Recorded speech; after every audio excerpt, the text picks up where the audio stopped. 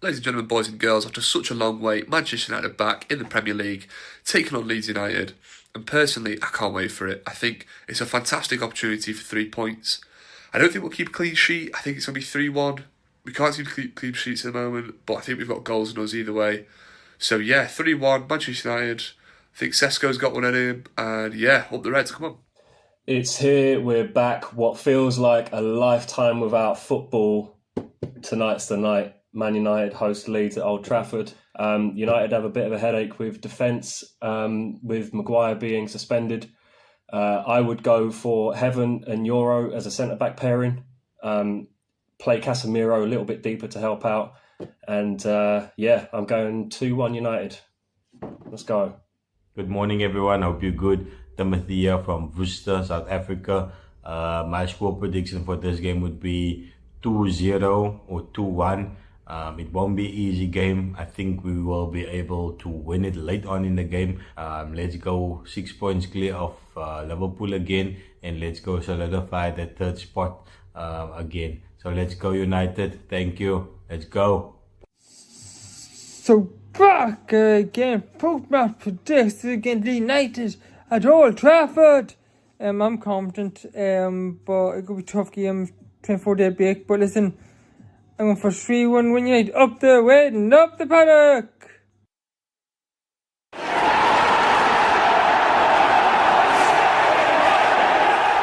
Hello, welcome to Stretford Paddock. My name is Joe. That is Ronaldo Brown. That is Scotty. This is the watch-along for Manchester United versus Leeds. What was it? 23 days since the last time Manchester United, men's team, should I say, kicked a football, and we are back. And what a game to bring us back in as well. Leeds, one of the bigger rivalries in United's past, present, a phenomenally great game to start with, because not only can these weekend's results of Forest getting a draw, West Ham winning, we can very much put Leeds on the cusp of the relegation zone, should I say? Although we'll get on to Tottenham in a minute. But also, Chelsea lost, Villa dropped points, Arsenal, who we're still chasing, lost.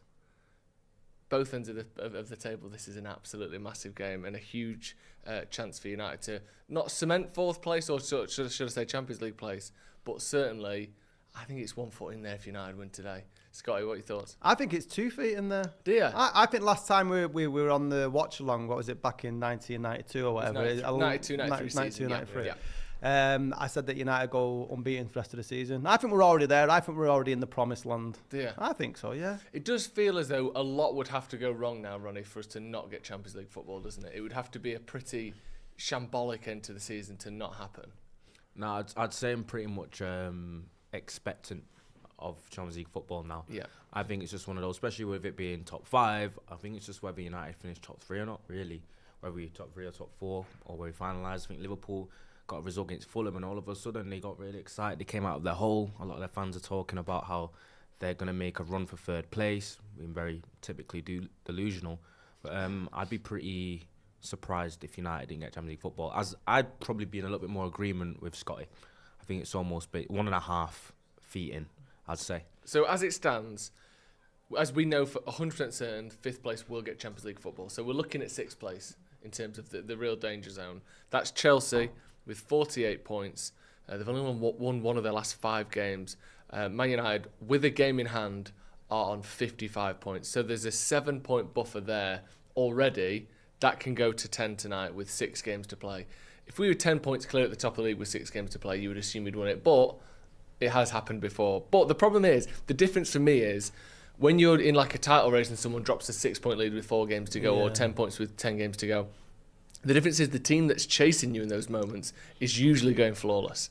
If you are to drop a huge lead in the last few games of the season, that's because the team behind you, usually who's in second place if you're in a title race, pull off a phenomenal. I don't see Chelsea going flawless. Even if they beat us in a week or two's time, I don't think Chelsea, if we win today, will get enough points to catch United, almost unless it's a complete losing every single game type situation. Yeah, it would be an absolute calamity if United drop that amount of points. If you do the comparison between Man City chasing Arsenal, and them chewing at the lead there, that an Arsenal sort of falling away because they're getting they're getting nervous. United are in that state of mind, and they're not being chased by a rival that's got that amount of form. I fully expect us to go to Stamford Bridge, even though we've not got the greatest record over the last decade or so. I still think we can go down there and get points. I mean, at this point, Chelsea, Ronnie, almost should be looking over their shoulders as much as they're looking up to Liverpool in fifth. I did notice that. Brentford are hot on their heels, isn't it? They're 4 points clear. So they're 4 points behind Liverpool, but they're only 1 point behind Brentford, and 1 point behind Everton, 2 behind Brighton and Sunderland, 3 behind Bournemouth, and 4 behind. So if you go 4 points either way, it's down to 12th. So, with a bad run of games, and you see Brighton at the minute on a really good run of form, Everton only 1 loss in the last 5, Brentford in a weird situation where they've not lost in ages, but they've had 4 draws in a row. But a couple of bad weeks like Chelsea have been having, and they're going to be in 12th place, let alone 5th. So, it does feel like it's almost certain, but it's not certain, and there's a long way to go. I'm going to get in some of the comments, and then we're going to get into the team news. Descont 26 says, sat in the Stretford end, come on the Reds. That's fantastic. That'd be great to be there now. How on earth have you got connection? You get Wi-Fi these days. Oh, yeah, it's a lot better now. Wi-Fi. Although it's good and bad, innit? Because now people are on their phones. But I still pretend there's no Wi-Fi there. When anyone texts me, I just ignore it. Oh, sorry, I was at the game. No connection. It's like, well, there's Wi-Fi. I bet there's a lot of husbands that avoid their wives doing that. I mean, well, you were on WhatsApp 18 minutes ago. You were signed in, so you clearly had Wi-Fi there. You were on Twitter celebrating. I nipped out for that and came back. Glenn F says, shame about Mainu, a hint towards the team news, but could be a good thing. Let's hope for a great game with a 4-1 win. Cheers to you guys. Up the Reds, up the Paddock. We're going to get second in the league. That'd be fantastic. What's he referring to there? Let's get the team news up, because there is some pretty big changes actually. We've got Lomans in goal. The changes haven't started yet. Mazraoui, I would like to know the last time he started a game and Dalot didn't. Maguire, Martinez returning in that left-hand centre-back role as well, and Luke Shaw keeping. Is it his started every single game this season? I think he has. One game, hasn't he? Did he miss it, or did he just come off injured? Was it? Okay, so he's. But I thought this, but then I thought, didn't he get subbed off in the first half, but then start the next game? Right. Okay. I might be wrong. Anyway, because I'm sure I saw on his thing that he's played 31 games this season. Him and Maguire both went off or were ill and then came back. But we'll see. Maybe I think you might be right. Anyway, Ugarte, Casemiro, and Bruno. Why have you said his name like that? Because we're going to be talking a lot about him for the next 40 minutes, that's why. Then we've got, again, this lineup doesn't look particularly weird, because all of these guys start regularly, but no Brian and Burmo. It's Ahmad, Cunha and Sesko. We're not sure which way round those two will play. We've gone with a more sort of traditional kind of left on the left, right on the right, but it's just as likely that they're on the other side of the wings there. I want to start in the midfield. I know I want to get to Martinez as well, because I think he's so important. This is the first time Ugarte started under Michael Carrick, and it's the first time that basically, he's been forced into starting Ugarte, unless you wanted to play Mason Mount deep or Bruno deep. Ronaldo Brown, you have been, certainly of the people I speak to regularly, probably Ugarte's biggest critic. Borderline trolling at times, sharing his... sharing his... plus minuses after games, feeding all those stats that you'd usually expect from an Arsenal fan or a Chelsea fan or a City fan. How's posting statistic and data like trolling? Because the famous sentence, there's lies, damn lies, and statistics. You know for a fact that that Ugarte's plus or minus isn't entirely or even particularly down to him, because that's how football works, and also. Yeah, but it's still a metric. It's still a metric using a decent indicator. Post the stats that you choose why do they use it in post? Basketball then? Okay, right. Let me ask you a different question then. They use it in basketball because there's 5 people on the court, which is a very different prospect to 11, should I say? And also because it's something that there are 230 odd points per game in a basketball match. It is a lot more data to be put on a graph over time that maybe tells you a little story. When there's an average of 2.5 goals per game in football, it can so easily be, subject to errors and anomalies. When it matches, that's why. When the data, such as a plus minus, matches eye. There we go then. So we are talking about you not being a huge fan of Ugarte. But listen, but also that's what the beautiful thing is about data statistics, especially something like plus minus. Yeah. It's a stat that is put there to and it's not just like it's just him alone. Yeah. It's the whole 16, those scored of 16 all have plus and minuses, so you use it as a bit of a comparative measure, don't you? Yeah. Which is, so it's not like, and he's by far at the bottom. Okay. Which indicates that more often than not, when he's playing or he's on the pitch, United concede more goals than they score. Simple. So for people who don't know what a plus minus is, that is what it is. So how will United do compared to par of nothing when someone is on? It's basically the pitch? goals. It's basically goals for and goals against whilst a person is on the pitch. And what it showed was Casemiro had by far the best plus minus. Ugarte had the worst. And if you ask any United fan, who would you guess would be the worst and at the top? Especially when I first saw this statistic a couple of months ago, they would have said to you, Casemiro, obviously play better, and obviously when he's come off in games, usually go to shit a little bit, and obviously he's propped up with so many like key goals, and he's a box threat, and obviously he's used experience. It's not like he's perfect every game, but he's a good performer, and you know how important he is and how pivotal he's in there with his experience. But obviously moving away from that is just the fact that he's not been very good for Manchester United, Ugarte, and I say him starting today is definitely a concern. And I think the fact that just one injury to Mainu, and then you find yourself with a pivot of Ugarte and Casemiro, and then you look at the bench and there's not a centre midfielder on it, that shows you that 3 midfielders is in the summer isn't a wish list. I think it's a necessity. Yeah. Because we are going to get rid of Ugarte, well, we should have, and then Casemiro's leaving. United need to be signing at least 3 midfielders, because otherwise, especially in 4 competitions, you have one injury now, and all of a sudden your squad looks as imbalanced as it does here. And my concern with this pivot as well is you've got Ugarte and Casemiro. So with no midfielder on the bench, then that means Casemiro's gonna have to play 90 minutes maybe, and then the question is, can he? And he's shown that he has struggled to do that this season, especially when he picks up bookings early, where he can be a little bit of a liability. And then if he can't play 90, which he usually doesn't, then you've got Ugarte that's got to play 90, and then you're thinking, what are United's odds of winning a match when Ugarte is playing all 90 minutes? So do you think he's our worst player then, that's in that kind of regular sort of 15, 16 first teamers? Yeah. Do you? Yeah. And do you think that when he comes on, the reason his plus minus is lower is because But you know what? making us concede? But jokes is not like, in all seriousness, no, I'm hoping that he actually plays well today, because we are going to need him. Yeah. And the funny thing is with Ugarte is he'll play 15 games and he'll be poor for 14. But then the game when he does play well, he's like borderline man of the match, isn't he? He does. That does happen. But what I will say, I think it's harsh to say that he would be poor for 4. I don't think he's as bad as I need been that glitchy monster class, as the storyline would tell you. I think he's someone that makes mistakes, and I don't think he's a great player. But I don't think he's as bad as people think he is. And I also think he does more good things than people give him credit for, which can happen when players have this narrative around them that everything they do is shit, and therefore you're just looking for the shit stuff. I also think, onto the plus minus thing, I do think you have to consider the times and the game states where Ugarte is required. It's often when we're holding on to a lead, because you don't, I mean, unless it's because Casemiro's knackered, you bring on a defensive midfielder usually if you want to be better at defending, and you typically want to do that when you're in the lead. So therefore, you often are more likely to concede in those circumstances, because you're trying to hold on to something and the opposition are pushing to change that.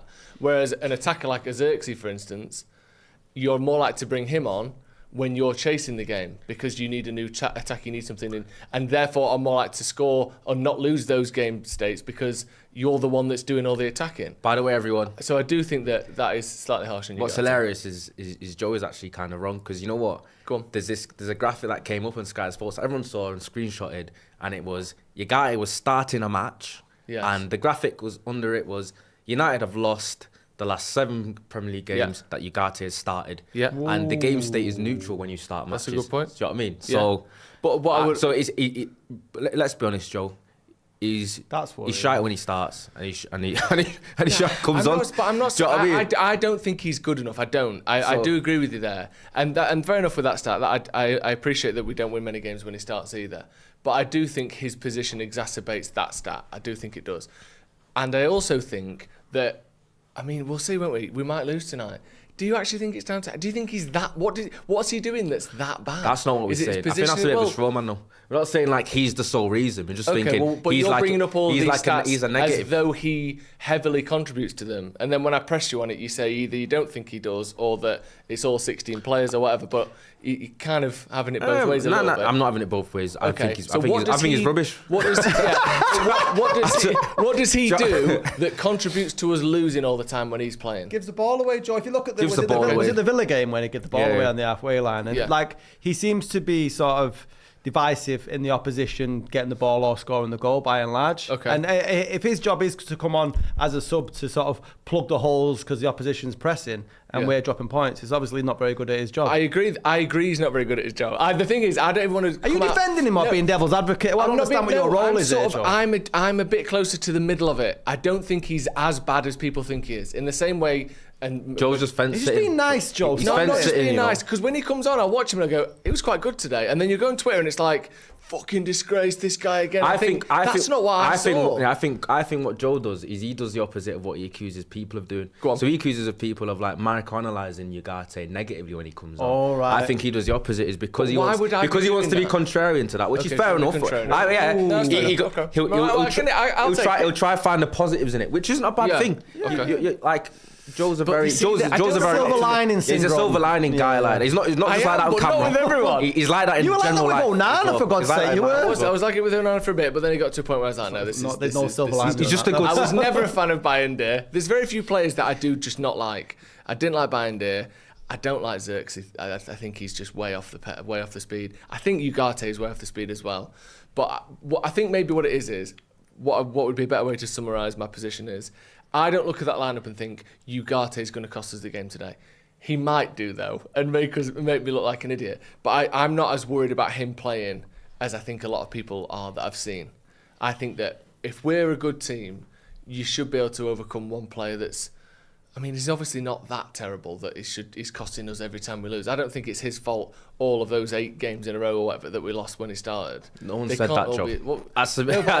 I'm not saying you did. I'm just making my opinion on that stat. I don't think that's all his fault. But listen, at the end of the day, we're gonna have to hope he plays really well. Yeah, because we are gonna need him to. Because I think there's a chance where you guys have to play 90 minutes, and we're top 4 hunting, top 3 hunting. We want to consolidate that. And then we've got Chelsea next week, where if we beat them, we'll be 13 points clear of Chelsea. So, obviously, we've had a lot of discussion like Ugarte. We're going to need the kid to play well. Because, as I said, it's funny because he has had that one-off game for United where he'll actually be like almost like borderline man in the match. Where everything just comes off for him and he's running around and he's almost being like Roder Rovers and just... You're thinking, right, Ugate's actually been one of our better players today. Doesn't happen very often. You're hoping this is the game where he does have it, because I think the way Leeds play as well, the physicality, isn't it? I think he might actually. And one issue that I do really dislike when he does it is that he does have a tendency to lose the ball and then drop his head, and it's that kind of like under 13s thing where it's like when it goes wrong, I get upset and I get pissed off, and he'll not chase back after it, or like he said in the Villa game, it's happened a couple of times where he's like, you can see his whole go, oh, not again. And we can't have that tonight. If you're starting, you have to be there for 90 minutes, doing the right things. Because like you said, on the bench, the only possible replacements for him really is Tyler Fletcher and Mason Mount. They're the only players that could come on and potentially do anything there. Or maybe you bring Mount on for Ugarte and drop Bruno back if you had to. But it's so thin in terms of options that we just need him to have a good performance. There's no two ways about it, is there really? I've got a couple of super chats as well. Can we put the super chats on the screen, please? Because I can't get the actual behind the scenes ones, and they're all going off, and I can't get back to them. I'm going to lose that before I get to it. 1 second. We will read all the super chats, but at the moment I can't see them because I'm on the iPad. DGU Skims said, after seeing Jay sporting one of those Stretford Paddock Manchester hoodies, I treated myself to one, and it arrived today. Very nice, lads. Thank you very much. Hope we enjoy it. Put it on tonight, a little lucky good luck charm. Do you believe in good luck charms and sort of superstition and all that, Ronnie? Not really. No. No. You don't have like a special pair of boxers that you wear? I don't. No. Do you? Do you have any of those? Not kind really, of no. Superstitions. They're sort of the not walking under ladders and shit like that. I don't really do that. Is that because you think it's just Just hit gravity me, lamb though, in the innit? ear, can't you? That's is it, don't yeah. put new shoes on the table and all that. It's all nonsense. I think it's all nonsense. But then if I did smash a mirror, part of me would go, fuck's sake. That's worse than smashing a bit of glass. My brain would be like, oh, I can't believe it. Ocean Gaming says, 2 years of Paddock. Thank you very much, 24-month member. Thanks for the incredible content and laughs. Everyone on camera and behind the scenes, you're all amazing. Thank you very much. Congratulations, guys, as well. You've got a little shout out there. Well done. I think... Yeah, so there you go. Ahmad Enthusiast, who's been around for 70 months. Ugarte against a low block. Yeah, he's either dropping a masterclass or giving away a penalty. I agree. That's Ronnie's point. It's precisely. Michael Dyson says, hey guys, it's Michael. Hi, Michael. Would you guys rather Champions League football or to have a perfect Sunday every Sunday for a year? Also, Helen says 2-1. Perfect Sunday every Sunday morning. Every Sunday for a year. What's a perfect Sunday morning? Well, it means different things to different people. Fuck, I go with the Champions League. Yeah, I go Champions League football, absolutely, 100%. Joshua Boat says, here to ask the important questions. How's the gardening going, Joe? And did the aerating work? I can't talk about it. It's a shambles. My girlfriend went out into the garden. I've been working on this lawn.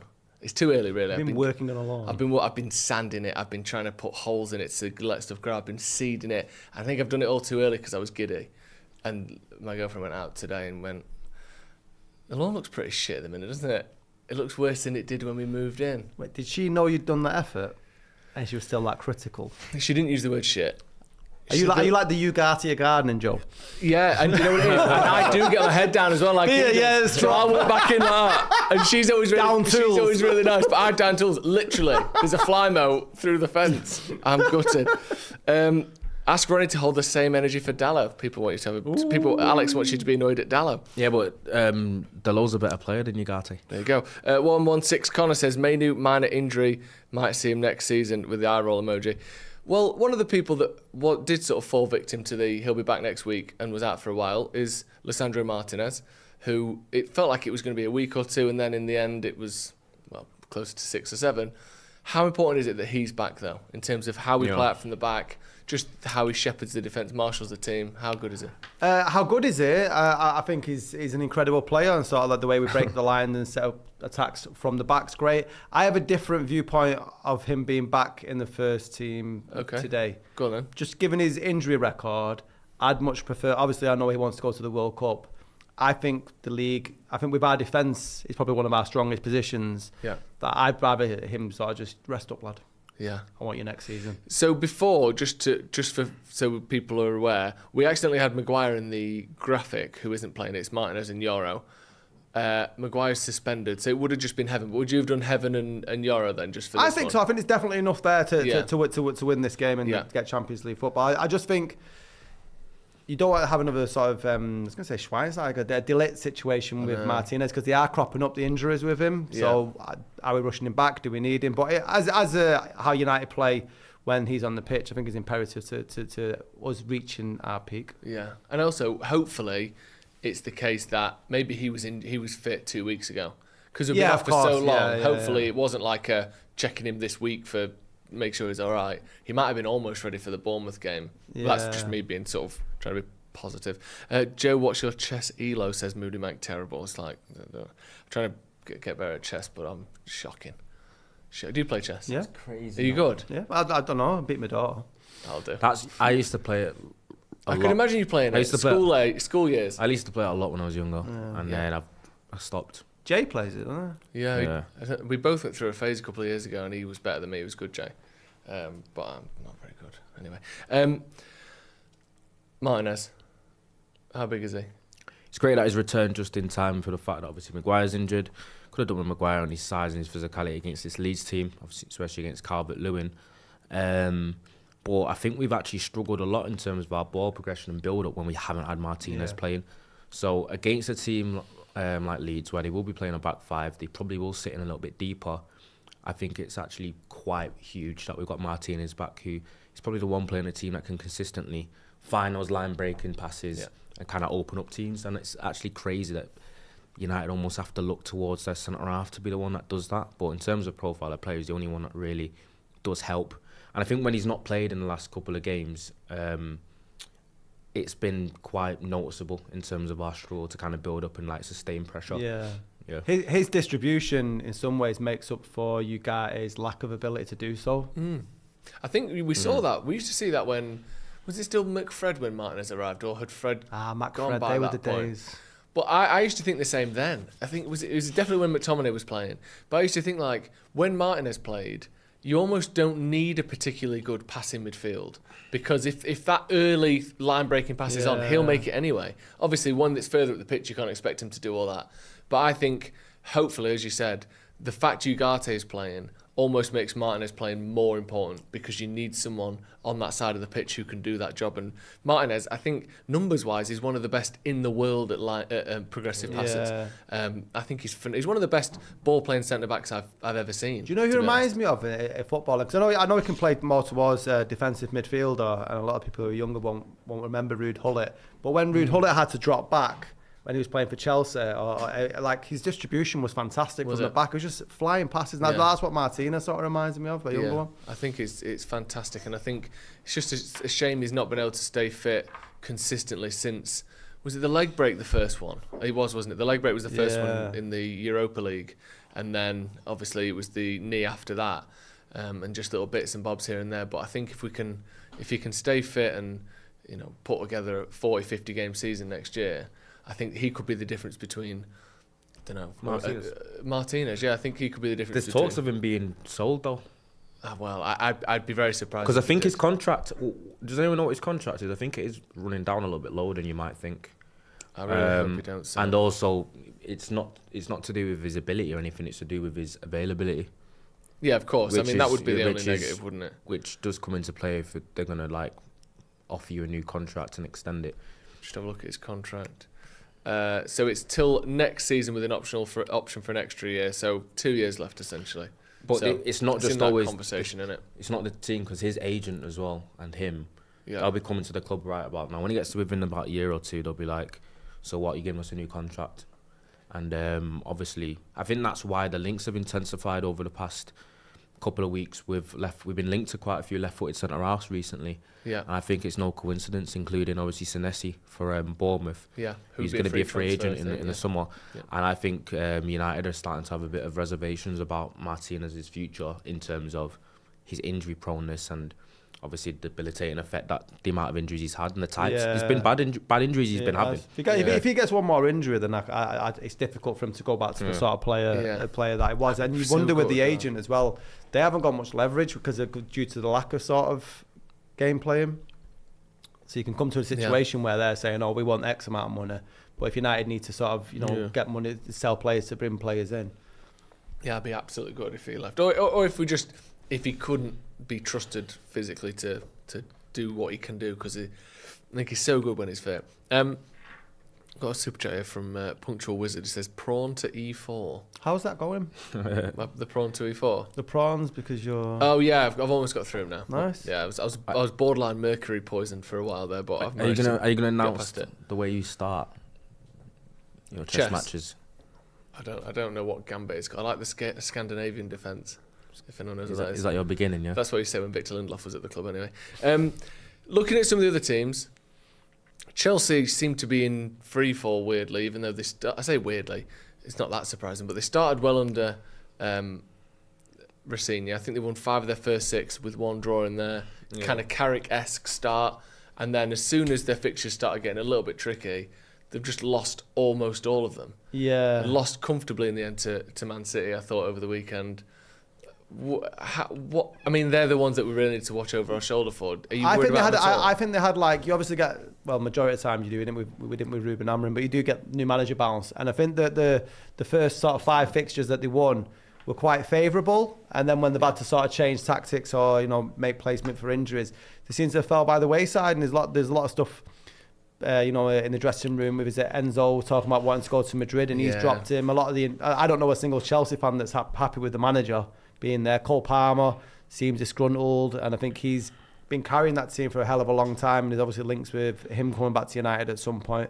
So I think he should stay as the manager for a long time. I'm not scared about Chelsea at all, to be honest. I just, you were saying before in terms of teams overtaking them, they do seem like they're in free fall. with no sign of any parachute. No. I hate that when the team's in really, really bad form and then you're like, and then we've got to beat them, yeah. And then you feel like they're just going to turn up. Obviously, we would be Manchester United, and it's a big fixture.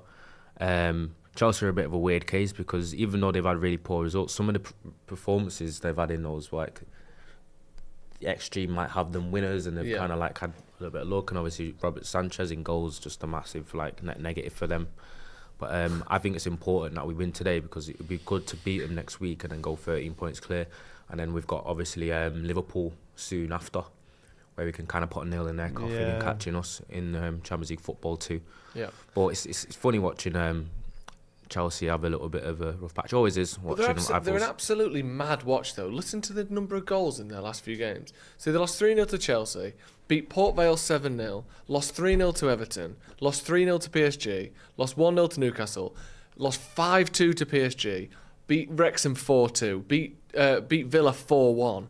Like every game you watch them, there's 5, 6, 7 goals in it. Yeah, like I mean, obviously, I know some of them have been against lower league teams, so that helps in terms of their ability to score more.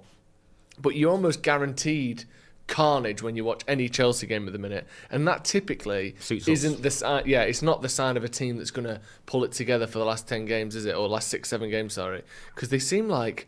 Every game you watch them, it's toss of a coin and it's going to be 3-0 either way. There's no cohesion for someone who seems to be such a statistician and such a geeky guy. There doesn't seem to be any of that's translating to the football pitch. And I don't think the players sort of buy into him at all. I don't think the players. I'm not necessarily sure this group of players is capable of buying into anyone tactically. I think they would suit better a manager like an Ancelotti or a Jose, they almost. I think they're an absolute bunch of mercenaries that have been chucked together. They're only there because of the contracts, the money up front, the agents' fees. I think most of them, I mean, it's almost all of. I don't. Yeah, it's true. There's when you're signing that many players as well, they know they're probably only going to be there for a year or two. It all just feels like no one really wants to be there. Even the most expensive player ever, or second in Enzo, who's meant to be one of the captains of the team, one of the talisman of the team, is fucking shaking his ass for Real Madrid. I think the whole squad is just toxic and horrible. I think they're all. You never know one sort of season to the next whether you're even going to be in the squad. You might just be training with the reserves for 12 months. I think it's just an awful dynamic. I think the whole team wasn't really a fan of Maresca being sacked. Yeah, that seems to be part of it. I think but then wasn't he literally having meetings with Man City, like agreeing to be the new City manager because he wasn't happy with the board and the owners at Chelsea. Yeah. But so they kind of had to get rid of him though because of that dynamic. It wasn't he didn't get sacked because of his performance. It wasn't performance. It was just because he's. The City thing was like the final straw, wasn't it? I didn't hear that. He'd been coming out in press conferences saying stuff about they want to sack me or they wanted to get rid of me or he was basically. Amarin playbook. Yeah, but even more public and more kind of aggressive, really saying. They don't like me. They wanted me to get sacked and all that. Just weird kind of conspiracy stuff. I guess it's not. I don't see any success happening with them in Clear Lake. I actually think Clear Lake are going to try and jump ship within the next couple of years, and it's going to leave them in a lot of turmoil. Yeah. It doesn't look like a favourable place if you're a player or manager wanting to go. And I don't think Chelsea looks like. It reminds me of United under the Mourinho years. That's the players that were coming in and, like you said, mercenaries. Yeah. That's how disjointed it seems as a football club. I mean, long may it last. Yeah, exactly. I think that's one thing that Ineos have done well, or one of the things they've done well, is it does feel like pretty much everyone who's at Man United right now wants to be here. It's not a bad egg, is there? It doesn't seem like it. And if either they're doing a better job of covering it up, but I do genuinely think you go through that team, and I couldn't tell you more than one or two where I think he probably wouldn't mind leaving. He doesn't really want to be here. Everyone feels like, at least, you watch them play and you think, yeah, they're up for this, and they're pulling in the same direction, which Chelsea just looks all over the place at the minute, and so does Liverpool as well. I know they won at the weekend, but we were talking before, weren't we, Ronnie, about Fulham's record against top 10 teams is just horrendous. Like they just don't really.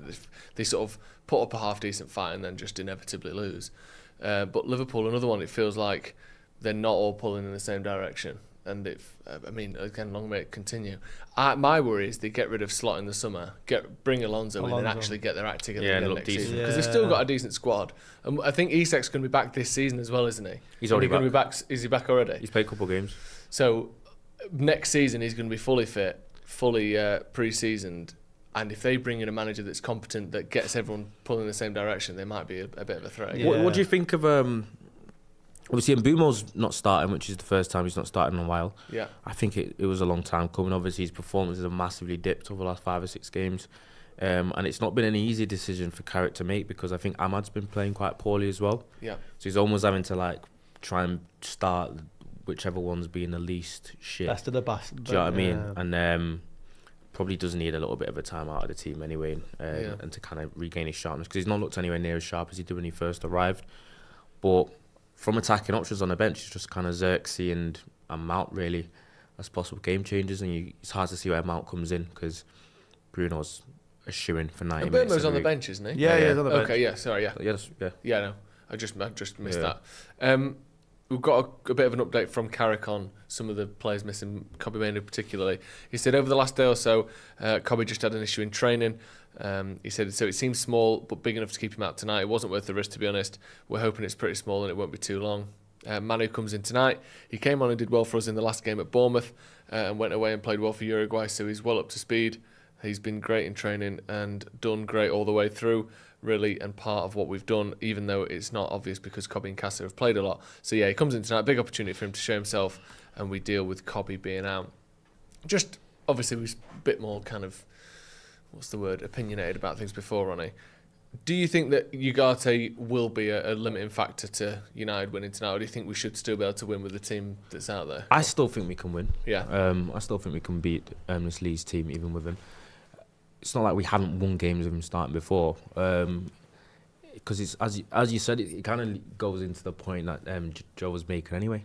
There are obviously 10 other players too, and you can win in spite of. But if he has like a steady performance and the rest of the team plays well, or he plays well himself, then we should be fine. Yeah. If anything, if it is very much like a second ball kind of direct physical matchup, it might actually be a game that probably suits him. Yeah. If anything, it's just about, the only concern is if it's a low block, then you're thinking you got a lot of the ball. Does he have the kind of the passing and the creativity? Probably doesn't. But I think sometimes we have to rely on others to do that for him. And obviously with Martinez back in the fold, just take a little bit of the pressure off the pivot in terms of the build up and ball playing. But as you said, he's been done well in training. He's went away at Uruguay. As United fans, we just got to hope that he plays well today. And the focus should just really be on everyone just winning their individual battles and playing well and not being a little bit lethargic, which is obviously the concern when you've not played for 3 weeks. Yeah. What do you think the dynamic will be, him and Casemiro? Who do you think will sit? Who do you think will go? Or do you think it'll just be a, don't know? Interesting. I wouldn't want it to be a bit of both, one or the other. I wouldn't want to confuse instructions. Personally, I like Casemiro further up the pitch than tracking back. And if it was me, I'd just keep Ugarte there just in front of the defence and not move him at all. Ugarte's not a great player. We went into it well before. But I don't think he's that bad that he's going to be detriment to bring down the rest of the 10 players. Yeah. I just can't see that. No, I think we're more than good enough if other people see. There are certain players as well, and again, I know you're not the biggest fan. I know you don't like the Mount transfer, Ronnie, and fair enough. But I do think certain players, not just Mason Mount, obviously Bruno Fernandes has been the key driver of this for the last 5 or 6 years, but certain players do make their teammates have a bit more energy and have put a bit more on the pitch and hopefully Ugarte can do a bit of that, because I think one thing he does tend to do well, he tears around the pitch a bit, he leaves gaps behind him. I think that is an issue, but I want to at least see, because of the timeout we've had, because of the rivalry and the big game that this is, I want to at least see everyone looking really up for this energy wise. And I think one thing Mbeumo's sort of lost over the last 5 or 6 weeks, or like 5-6 games, is that intensity, that really sprinting at defences when on and off the ball, and I want to see that, and hopefully that's something that we won't lose from Mainoo to Ugarte at least, because Ahmad usually brings that really well. One of his best part of his game is that sort of sneaking up press that he does, and trying to get the ball off people. But I hope we're at least going to have a team full of players who are really up for this, because I think 50% of this game is what energy, what intensity do we bring to it, because what they've got, if nothing else, is they're going to be right up for it, because all of a sudden, they've been on the edge of a relegation battle, but kind of looking a little bit of distance between them and the other three. I think they're only 1 point clear of 18th now. So they are really sort of desperate for points at this point, Leeds. And also they're big, they're strong, and they're just nasty. And I think that they're going to do all of that stuff tonight. And if United, for a sec, you'll know in the first 10 minutes, won't we? We say this all the time, but if United look slow or look like, we'll beat these, it's going to be a horrible game. But I think if he can bring one thing, Ugarte, it is a little bit of that contagious intensity that he tends to have. But we'll have to see. This echoed here by Need a Terminator with the members chat saying Ugarte's pitbull chasing a ball style could suit playing against this Leeds midfield. So that's a much more concise way of what I've just said. Yeah, exactly what you just said. Yeah, hit the like button, please, if you haven't already, and also make sure you check out our merchandise as well. We've got loads of good stuff. The link to that is in the description. We'll put it in the chat as well. Stretford Paddock .store, as you can see there. Someone was saying before that they bought some stuff, weren't they, and that they liked it, so hopefully other people will as well. But do go check it out. There's loads of good stuff on there: t-shirts, hoodies, sweatshirts as well, everything you'd expect, long sleeve t-shirts. Make sure you go and have a look. Just on Leeds, I mentioned before, I think they are only 1 point clear of the relegation zone now, having kind of been just out of it for most of the season. It's felt as though they've not really had to worry, and now West Ham in 17th are on 32 points. They're on 33 points, having not won a game in at least their last 5 games. I can only see back that far. How do they play, Ronnie? What should we expect from Leeds, and how kind of good do you think they are? Because they're all of a sudden in a relegation battle that it seemed they were kind of safe from, didn't it? Well, I'm hoping that they go down. Yeah. Or is it possible? Would you rather they went down instead of Tottenham? Nah. Yeah. Would you? Yeah. Would you? I like the rivals staying in the league. Finish just above relegation and laugh at Spurs. Yeah. I was up in the studio as well at the top, and did you not hear him outside? No. It was like the Leeds fans? Leeds fans, yeah. I did, yeah. There's about 30 of them. 40 of them chanting, walking through the northern quarter with police escort, kind of looking cringe as fuck, man. Can't lie. But I just think, what use do they really? Obviously, other than United potentially getting 6 points, which is usually the case when they have been in the league. Obviously, we already kind of shit the bed at their ground. What really did they add to the league, really? I don't think they're a particularly good team either. That might be, obviously, kiss of death. Yeah. But if you're asking me who would rather go down out of Leeds and Tottenham, I don't think I care about Tottenham enough. Obviously, they beat. Obviously, it is funny. Like, it is funny if they went down. Like, if compared to like West Ham and like Forest and that, I feel like it'd be funnier if Spurs went down instead of them. But obviously, it's Leeds, isn't it? Here's a conundrum: if Arsenal fail to win the league this year, and Spurs go down, what's more embarrassing? Given that Arsenal have been at the top for so long and expected to do it, and then don't, or Spurs going down, who've been expected to be going? I think in terms of embarrassing, it's probably Arsenal. But in terms of shocking, I think it's Tottenham. Right, okay. Because you kind of expect it from where they were, 2 months ago. But you actually look, they've not. It's weird with Arsenal. You look at the last. I saw someone tweet before, like the last 10 games, they've got the same amount of points as City, basically. The last 20 games, they've got basically the same amount of points as City. It's not. They've not actually had this like comparatively terrible slump. I think they've won 5 of the last 6 games. But City are actually doing quite well. Like City are hanging in there despite looking. So Arsenal feel like they're doing worse than they are, and City sort of feel like they're doing better than they are. But actually, they've been pretty even for most of the last sort of 5-6 months. It's just that they won't go away, and when they do get the chance to pull away, Arsenal aren't pulling away. But I think it's just going to be a really close title, as it has been for almost all season.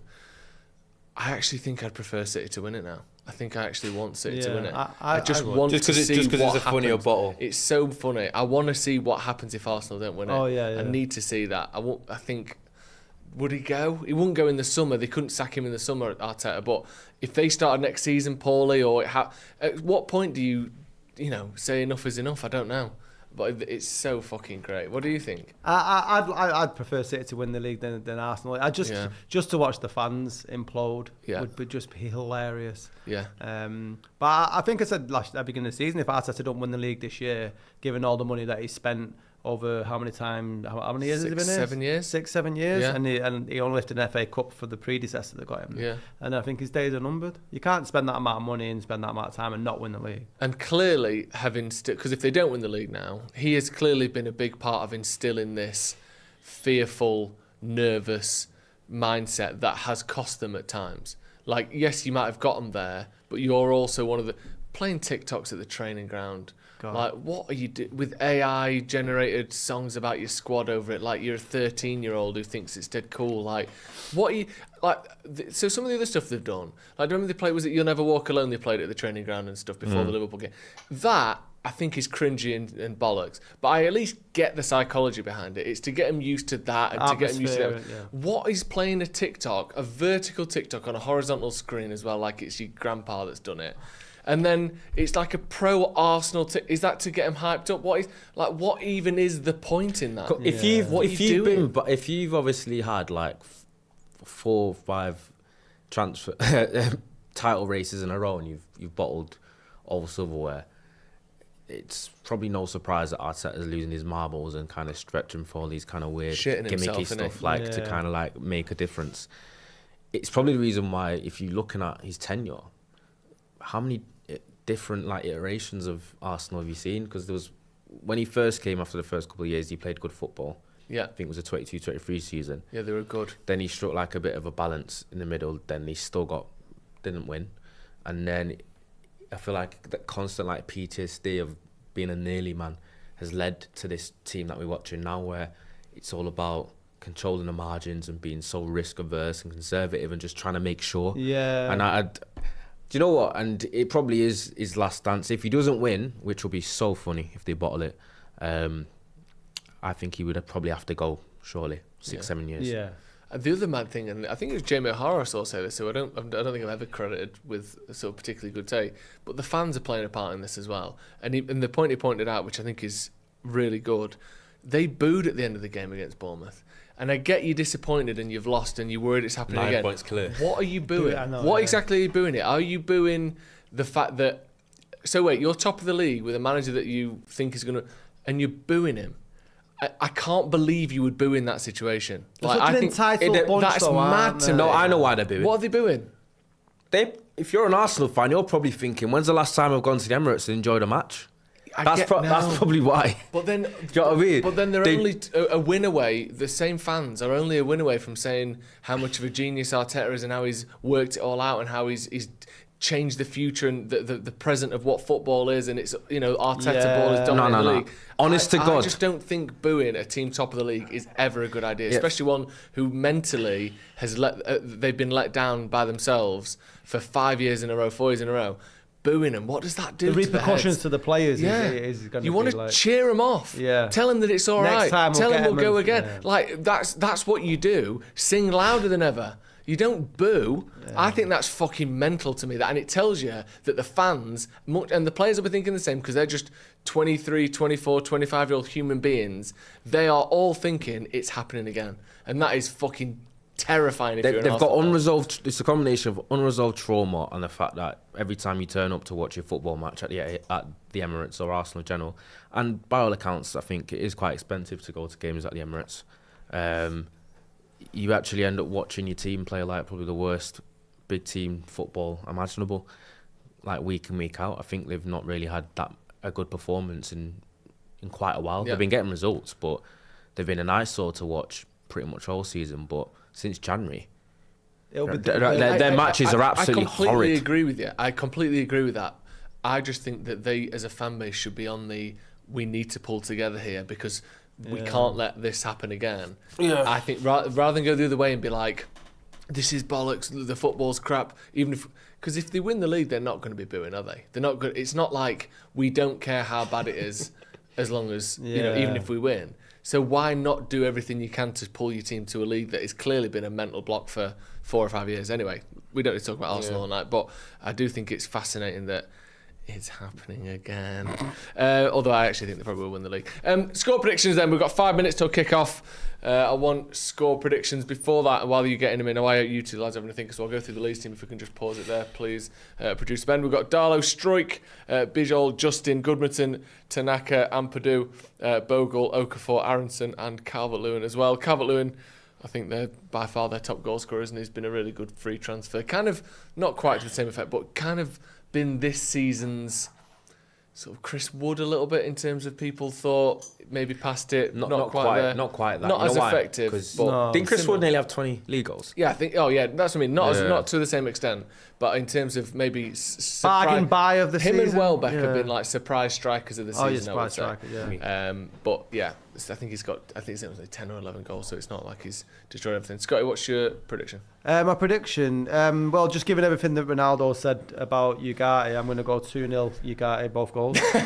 I would absolutely love the masterclass of all masterclasses. Not even like a told you so, because like I said, I don't think he's particularly good at all, but I would like just for him to be able to leave United, as he should do and as he will do in the summer, with at least one proper memory of he's like, got something that to was look my back on. game, that one. He's got a highlight reel that's... Yeah, you know. I did that game. What would be his highlight reel, do you think? Has he scored 1-2 goals? He did this. He scored a nice goal from the edge of the box. There's an nutmeg on pre-season that was pretty good. He played a nice assist to I remember Mason that Mount. assist. Yeah, that was. We were on the watch yeah, together for that yeah. one, I think. You were here, weren't you? Yeah. And that might be it. Scottish predicted 2-0 Ugarte, both goals. Oh, I was going to say that What to are be you funny. It's going to be like 2-0, you got a brace. Yeah, what are you thinking? I'm going to go 2-1 United. Yeah, I think it'll be tighter than we want it to be. But I think we get the 3 points. I hope so. Yeah, we've got a lot of close games predicted here. Scrappy 3-3 draw, says Brobot. Seriously, 4-1 Ugarte all 4. A lot of pro Ugarte comments in the chat, which I like. It's nice. This is the difference. Arsenal fans boo their team that's top of the league. People in the chat wanting Ugarte to do well. Maybe we don't believe it, but you hope for it. Duke Rowell says 1-1. Musly Grandpa, I'm not sure about that. It says 2-1. Andy Ward says 3-0 United. I'm going to say 3-1 United. I think I'm going to predict that we're going to have that quick, energetic start that I'm hoping for. And I think if United can get a goal or two, I think they'll sort of struggle a little bit. I don't think they're particularly good, this Leeds team, but what will get them through, if it's gonna for Leeds, would be a bit of early encouragement, which we need to not give them at all. Ross Murphy 3-1 United, Ewan Harris 5-1 United as well, and Killian Wallace says 6-0, not even lying. Michiko D9F says, how tall is Ronnie? He's 5'5". We've got Stardot saying 6-1 United. I round up slightly to 5. Oh, sorry, what? I say 5'10" because I'm just underneath it. Okay, sorry, not 5'5", my mistake. Yeah, what are you, 5'9" and 3/4? Platform 9 and 3/4? That's actually what I am. Is it? How tall are you, What, Scott? I round it up. 5'8". Oh, yeah. So Do you round it up or down? I round it up Depends 0.25. what we're talking about. Yeah. Very nice, yeah. I think 176.5 centimetres. Is it? I don't know my centimetres. Leeds are fighting relegation, going to be a tough match, I agree. That's from Ivor. Come on, United. Fucking get in there. Come on. Dirty I Leeds can't believe they're bastards. back. I can't believe it's actually real. I hate Leeds more than Man City. Like you? Liverpool, Yeah, yeah. Leeds. There's a lot of like that. There's a lot of fans. Because we're older. Fans. Yeah, we exactly. we yeah. remember the days. The older. My dad really doesn't like Leeds at all either. Yeah. It's not a nice place, And if though. people know, like, Joe's different. Joe's like 6'5", barefoot. 6'4", and 6'4" He and a bit. He tries to round it down. No, I don't want to. He's got to the height where he does it the other way. I'm like Kevin Durant. Kevin Durant. Where he doesn't want to be 7'1" or whatever it is. Yeah. No, I'm 6'4" and a bit, so 6'5" with shoes on, but yeah, 6'4" really, just over. We've kicked off. Can you get one more volume, please? It's going to be interesting to see whether it's sharpness, sort of well-rested kind of performance from United, or whether there's a sluggishness to us. They've had an international break, though, so there's some of them. True, but a fair number of them, I don't, because Luke Shaw's not played. I guess Sesko will have. Martinez didn't. No, it's okay. I can find him now. Thank you. Good Good to see Mazraoui starting again. Yeah. We didn't discuss that much, but yeah. No, it's a rarity, isn't it? Because he didn't start a lot earlier in the season, then he had an injury, then he went to AFCON, and then it's been all up in the air with new manager, and he's not really been picked, has he? It's a poor ball from Yoro, and Mazraoui stepped up. Well done, Yoro. Yeah, it's the only thing where you think sometimes his ball playing can be a bit shoddy. Yoro. Yeah. Yeah, just overhit that one.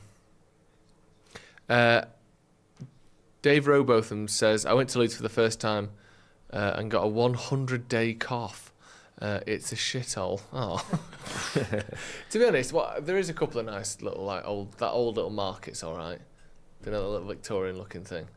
That's just Leeds. It's Oh, still sorry, stuck in Victorian that's the whole ages. thing. Yeah, no, fair enough.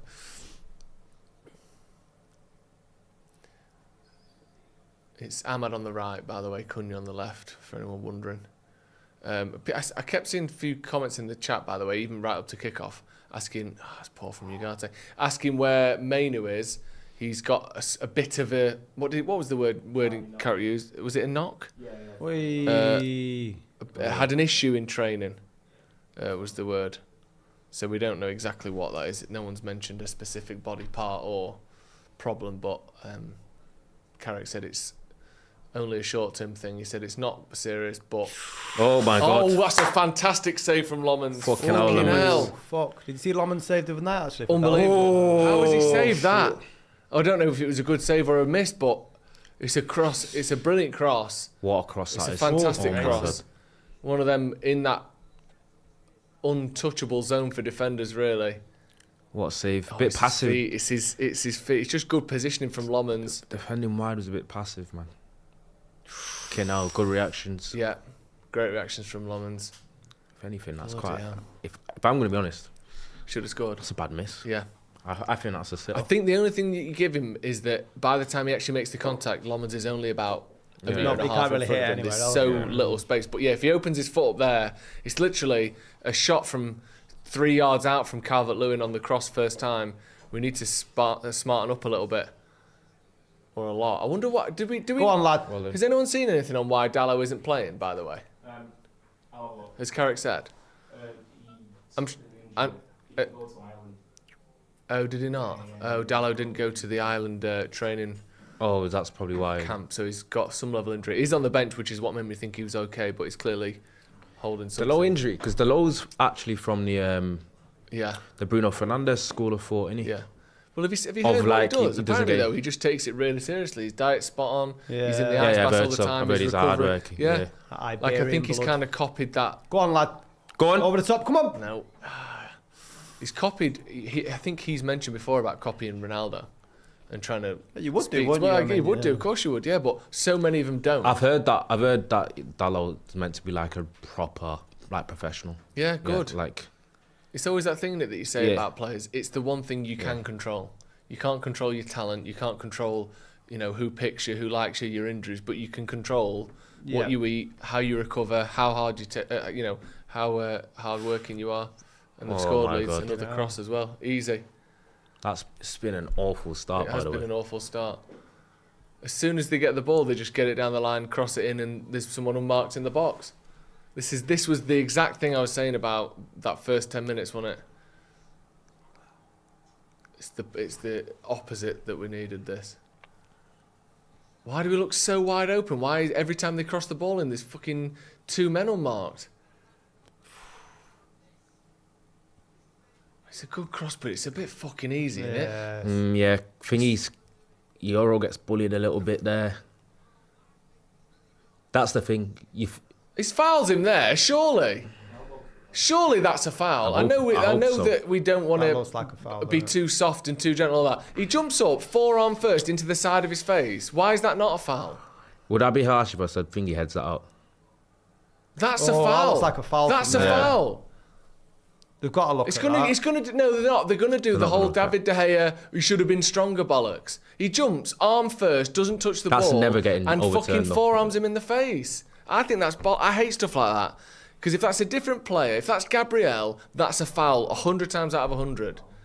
It's because it's a young lad who people think is a bit soft or isn't quite as strong as he should be. That's a foul, surely, isn't it?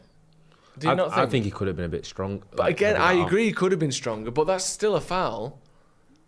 For me, I'm like, yo, it's harsh to say, but I think Maguire heads that It's out. one of them. If I'm Bruno, I'm screaming at the ref because it's a foul, and then afterwards I'm screaming at Yoro because you need to do better. Both can be true. Because it was like an elbow in it. But look at this. He leads with his arm, doesn't get the ball, and puts his arm across his face when he's trying to head it. I honest to God, I think that's that's one of those, Joe, where if the ref gives the foul, and they score, oh my God, no.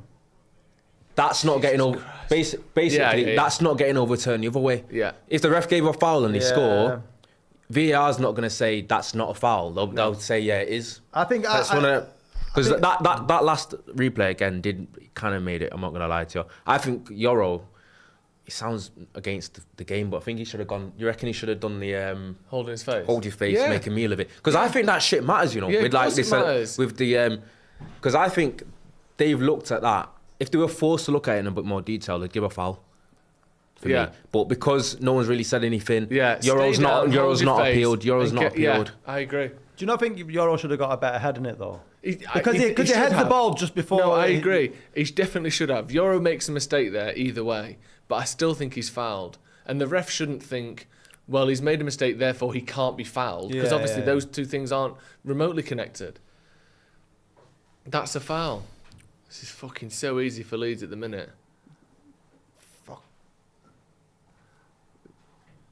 Can I have a water, please? Yeah, thank please.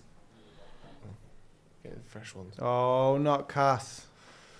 Late tackle on Casemiro there. United won the foul. I think it's a red card. Fucking hell. I'm just gonna hope it's. Yeah, just start by saying it's a red and then go from there. I'm just gonna hope by saying it's. He gets fouled there, by the way.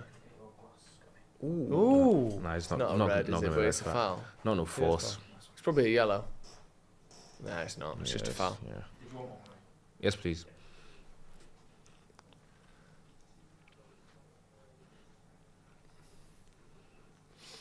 I didn't even see the bit afterwards. Who was on the man? Was it Mazraoui's man? Where is he when the ball gets hit? We look all over the place, don't we? Yeah, it's completely disjointed. It's 24 days. You think other teams have played 3 games already since they came back? FA Cup, Champions League, and then at the weekend. Unlucky there, Sesko. Doing the right things. You just need a bit more of spring, don't they? Yeah, we haven't started yet, man. No. We have games like this, though, don't we, where it takes ages to sort of get our first game. I was concerned that would be the case because we've not played in so long. Yeah.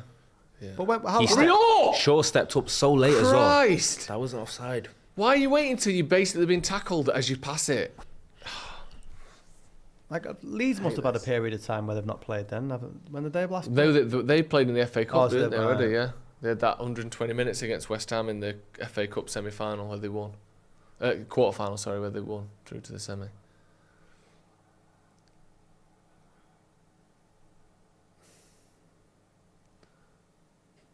That's a foul. It's going to be a fight to get back into this. I know. I still got a lot of game to go is the only positive in it. Yeah. Yeah, it can't be this bad for another 80 minutes, is the hope. And you can't expect them to keep the intensity up that they've come out with. Paddock looks a bit flustered there, though. Yeah. Thank you, producer Ben. It's legend. How's the house been, mate? Cheers, man. Cheers, man. Be waiting for the invite. Thank you.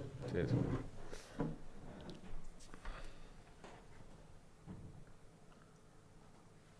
Quick water break there. Go on. I think it's the first time we've made 3 passes in a row. Here we go, come on. He's going to find Sesko. I knew it. Oh, unlucky.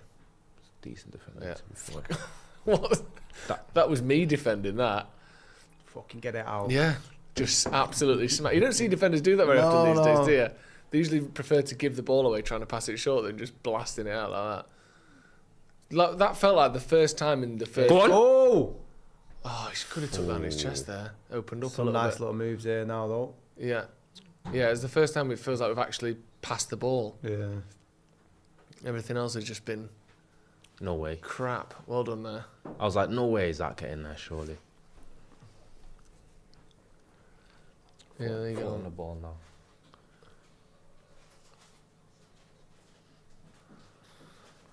Two shots, 2 on target already for Leeds. Win that. Well done, Casemiro. You can see, can't you, Calvert-Lewin Yeah. just standing on Euro when they've got the ball. That's the matchup he wants, isn't it? Where like they physically match up. Or but ball over.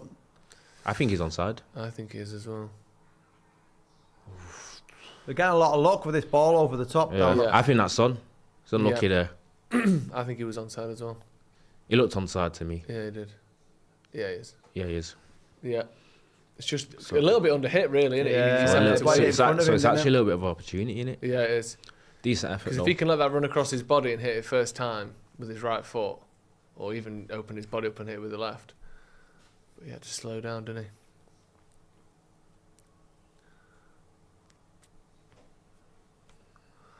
He's just playing out from the back. No options on, really. No one there in the middle as No. well. There you go. Good. Well played. You can see there. Go on. They Well just played, cross it. Maslawa. they weren't Oh, They weren't- bastard. Did well there though. finding the shape at all to get a pass out there. That's more like it. But Like, have a bit of and fight. United in them, again. come on. Oh, come on. Two of them just under hit again. Though, what's that? Little under hit passes, first time passes. That's because you're out of touch, you're out of practice. Yeah. That sharpness isn't there. And when you go back to five-a-side after you've not played for a couple of months, it's those like first time touches and passes that let you down. And it looks like United. You can tell they've not played. Certainly this speed. Look at that. Everything's just a little bit under hit or over hit. Most goals for and against. United Basically, United. It's been like whose involved matches in the involve most goals, yeah. goals and the most goals. Yeah, and it's us. Canal Euro. That's poor quite. pass again. Awful. Just hooked it, then he stay with him.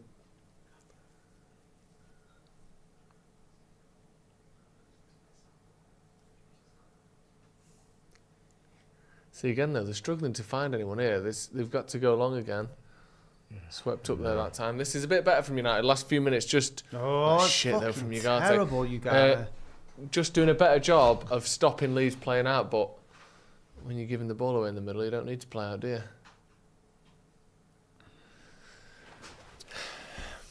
He's trying to force the issue. That's not really. Yeah. That's not really No, it's not his game. is Do it? you know what I mean?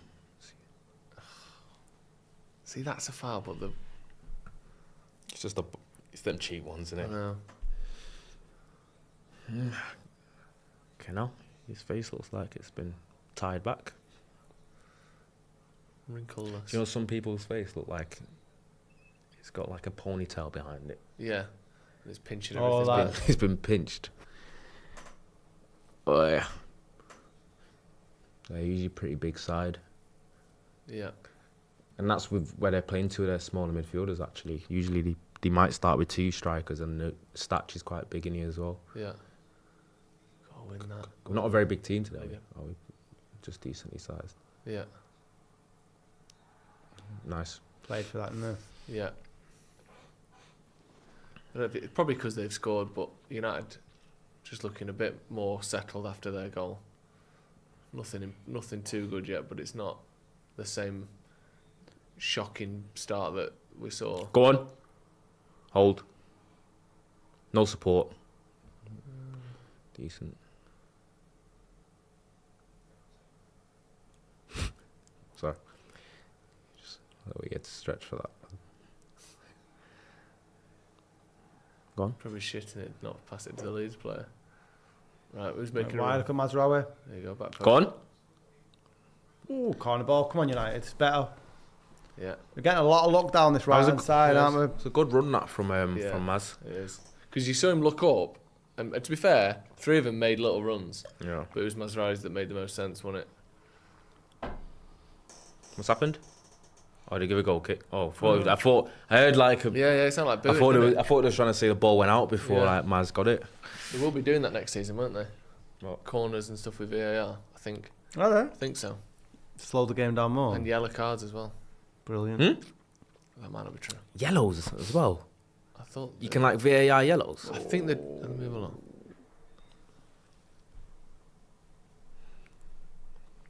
I feel like that would end up in so much stoppage. Is it corners and yellows?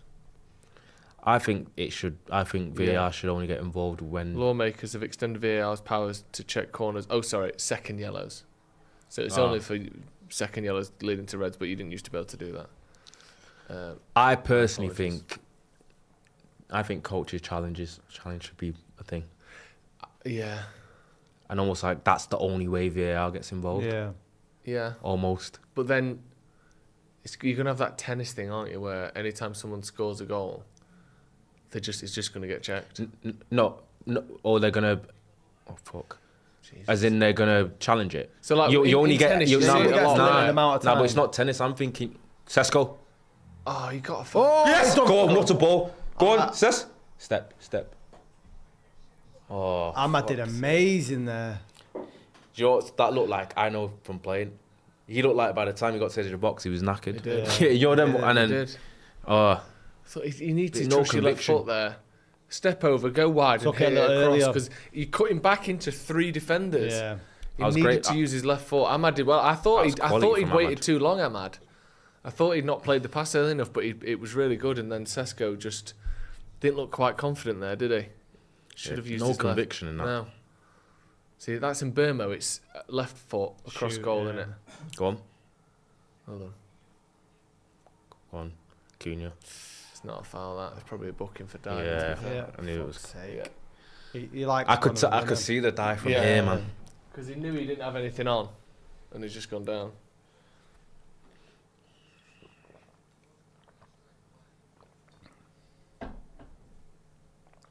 Yeah.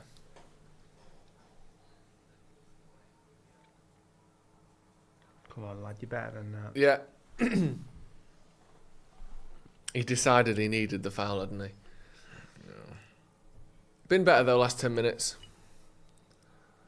Just need to turn it into some dangerous shots rather than just half dangerous positions. Yeah, but I'm saying like you get like two, 3 challenges a game, and if you obviously don't get one, if you get one wrong, you lose the challenge. Yeah.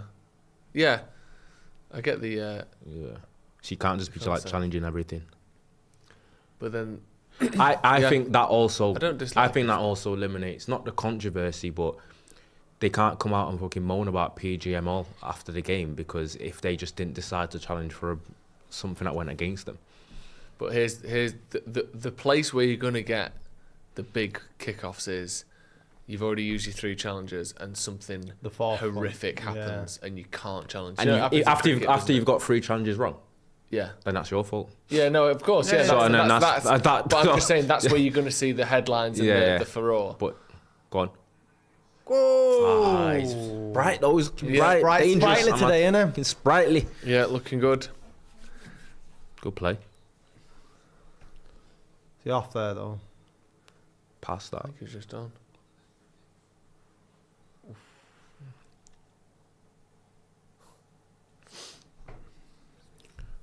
Just can't curl it. Woken up at least. He's had a bit of a weird season, hasn't he, Ahmad? Hmm. You know, with the arrival of Cunha and Mbumo, his stats aren't as good as last year. But I also think with how much we relied on him last year, he was probably exceeding and carrying the team in large portions, whereas Yeah. now like it's sort of spread about. And I think he sort of struggled as to where his position is now Yeah. in the team. I think he's an interesting player as well because when you watch him play, if someone said, "Did Ahmad play well today?" You'd say, "Yeah, he played well." But then you look back over the I won't last say 6 recently months. he didn't. Yeah, no, yeah. but Yeah, just yeah, yeah, generally yeah. speaking, and then you look back over the last 6 months and he's got like 2 goals and 1 assist, and you think, "Oh, actually, Yeah, he's not." Because I think like there, we've just seen him cut inside a couple of times, test the keeper once, put it wide another time, put Sesko through. He's having a good game. Yeah. But he could easily end this game without a goal or assist, and you think, "Oh, it's another bad performance." But he's doing all right, I think. But yeah, he's not. He could do with everything he touches turns to gold kind of month. Well, that's what or last two, season couldn't was he? like, wasn't it? Yeah, What, Hattie against Southampton and yeah, yeah. goal against City and stuff like that.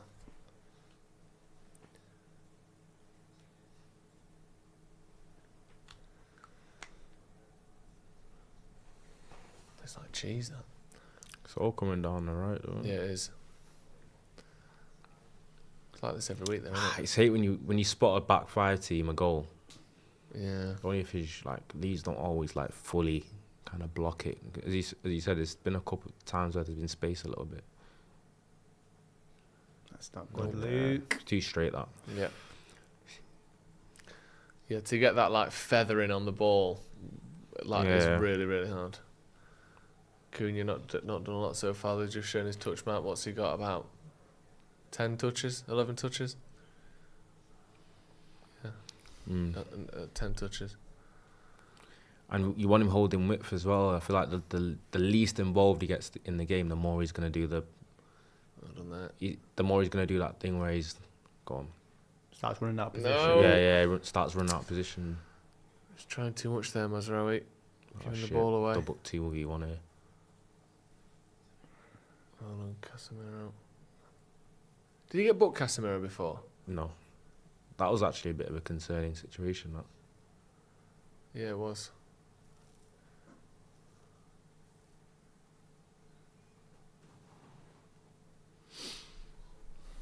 Come on. Offside. Is that gone out? I couldn't No. see because of... Keep up. Yeah, well done.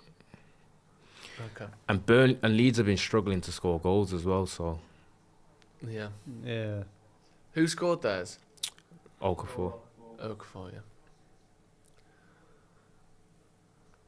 Yeah, he's dropped deep for the ball now. It's a poor ball that from Come Mazraoui. on now. Yeah. It's a poor ball back to him. Straight to the Leeds player. Stay with him. Fuck. That guy kind of got... Corner to Leeds. Okay, now Too easy that. Too easy to get that crossing again. Bruno's don't go with him really. Flick it on and then it's just blocked in it from shoulder. Does alright.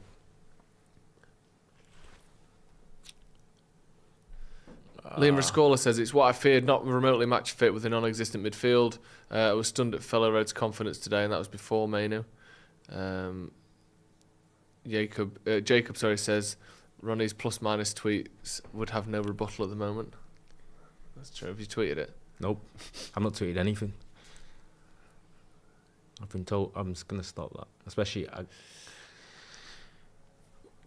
I start bubbling a little bit as well when we're losing, so I'd rather not set myself off. Huh? Yeah. Yeah. Joe's Kindle, who's been a member for 63 months, says, not being overly reactionary, but there's a lot of game left. However, I'm worried about how thin a couple of injuries and suspensions leaves us. Yeah, That's what we've been saying. That's the problem for next season. You add 15, 20 games onto this in terms of stretching the squad, and it starts becoming very, very worrying. Not worrying, but that's the thing they need to overcome. Mazraoui, just a few times today, he's been dispossessed through. Oh! Go on. Again, just behind him. It's behind him. He was on earlier, though, to You be wanted fair. Cunha to get the first ball, didn't you? Go on. Go on, lad. Fuck. Danny Wild, how about playing refs the same, but giving a 25% bonus at the end of the season for over 95% correct calls? Get the refs to ref the refs. Not a bad idea, actually. We should have. That position we found ourselves in there should have come with a dangerous shot at the end of it, shouldn't it? And to not get a shot away there is annoying. The ball to Cunha could have come earlier from Sesko, could have been longer from Bruno, and then the touch from Ahmad should have been better as well. It's unfortunate there. No, Casemiro. Casemiro knows what you're going to say. Win that. Calvert-Lewin's hold-up's been unbelievable. Yeah, it's been good, hasn't it? He's been good so far.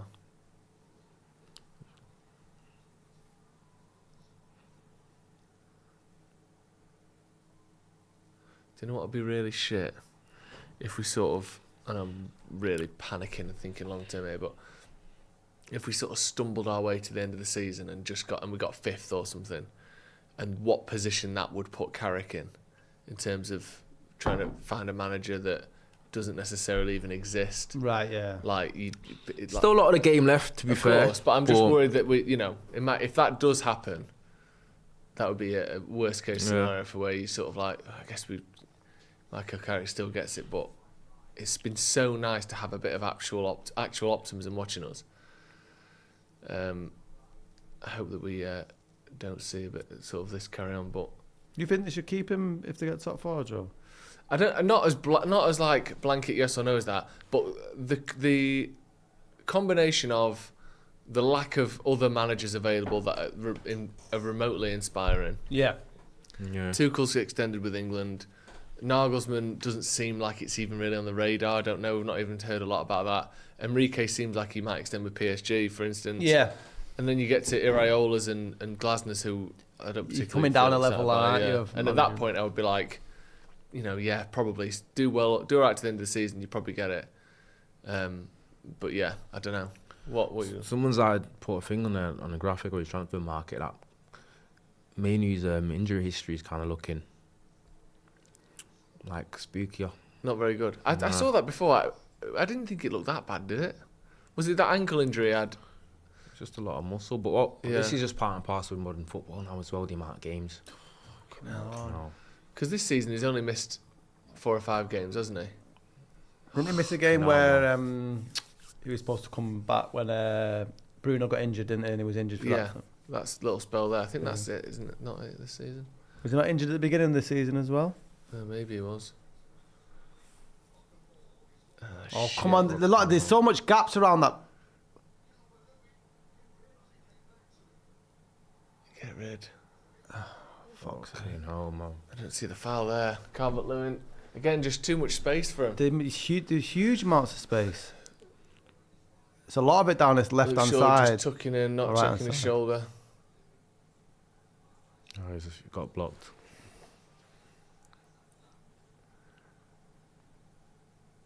This was a shot as well, you know. Oh no, that can't be a shot, surely. I don't know, whatever it was, it came off his ankle, didn't it? It was a terrible connection. Win that. Fucking hell, lads. Yeah, Bruno saying, get up. Just playing like chip balls into the middle of the pitch for 20 metres and no one's near it. Right, run. Oh. No, not a foul. Has he given it? Wait, No. he thought he'd give it? Yeah. It did look like a foul to me. I think it was. You go through the back of him, didn't he? Even if you kick the ball, how has he not kicked the man first there?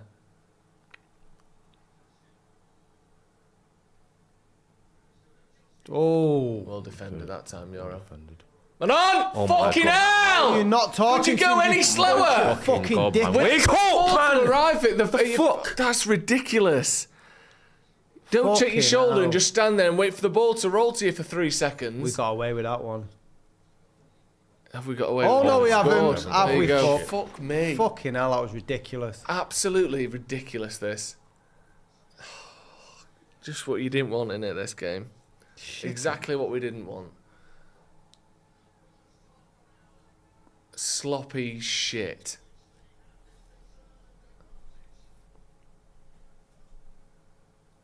What is going on there? We had about 5 chances to clear that. Shambolic defending there. Cross goes in, Yoro does it, and it's sorted. That's a Can't- fucking. that's That's so so bad. bad. The pass is bad as well, though. Yeah, Do you know what I no, mean? like- And Ugarte blocks then- it out, so we've got another chance now. Then Shaw wins the header, it's a crap header. Then he wins another one. Then Martinez wins another header. Casemiro, That is that's fucking so awful. right. Not to put that all on Casemiro. He waits too long for the ball to come to him. He misses 2 heads in a row, and again here, look, doesn't really go for it. Then he gets the 3rd chance, doesn't really go for it, and then it they comes get a off. massive Oh bit of my fucking luck as well, Leeds, obviously, because that's what happens. You get 5 chances to clear the ball, and then they get a massive slice of luck, and the ball's deflected into the bottom corner. I put all that down to Martinez, to be honest. I know Casemiro was different on the pass, but I think out of all the options and the amount Go of like the somewhere else. intensity, just get rid of the ball. Yeah. Go long. There's no need to either play a way. short pass there where Leeds are on the attack. That's just ridiculous. crap headers as well. And also, when did the common wisdom change on heading a ball back into the centre of the pitch? I used to get screamed at as a 10-year-old who was shit at football. You head it Come wide. on now. When you're clearing the ball, you clear it wide. Yeah. Don't back into the danger There's zone. 4 headers in a row there that are headed to the centre of the edge of the 18. Is that not a thing anymore? Do coaches not say that, or is it like, no, actually it's better because you can break more quickly? I don't like that. It shouldn't even be a culture. It should be common sense, that thing. But yeah, get away from where the danger zone is. Yeah, don't hit it into the middle. Yeah. That was a thing 20 years ago for bad footballers. That 30 seconds leading to the goal wouldn't be out of place in the deepest depths of Sunday League. It's Sunday League football. It was I can't Sunday lie League. to you. Sunday League thinking. Sunday League quality. Shocking. There's been some shoddy performances out of there.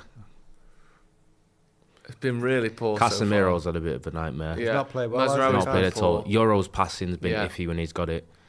Ugarte's not been good either.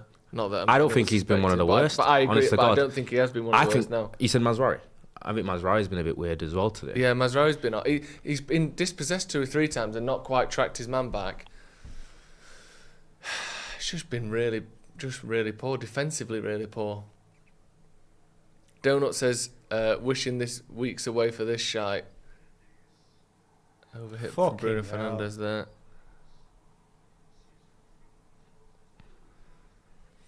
Sam says, sick of seeing players turn away when trying to block a shot. Means that the ball would go towards goal anyway.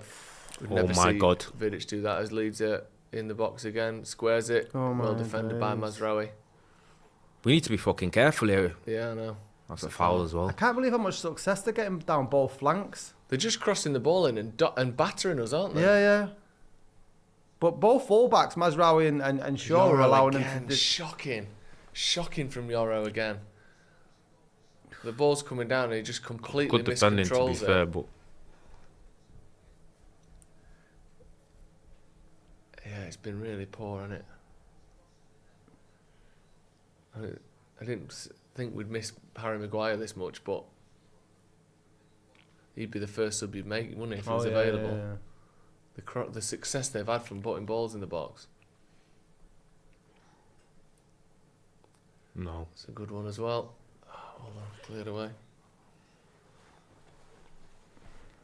We need to show something here. The rest of this first half. Oh my God. Could've He gone had no anywhere, idea could've- where that was going. That could have gone in the bottom corner easily. Man on. A goal before half time. That's all I ask. Yeah. 2-0. But at the minute though, it's just as likely to be 3-0 as it is anything else, isn't it? It's been shocking. Half an hour, 2-0 down, but 2-0, you're still not out of the game, No. especially at home.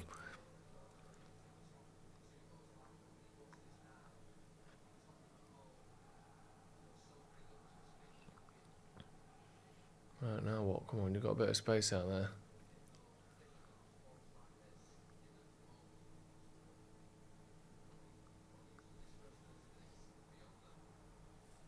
And again.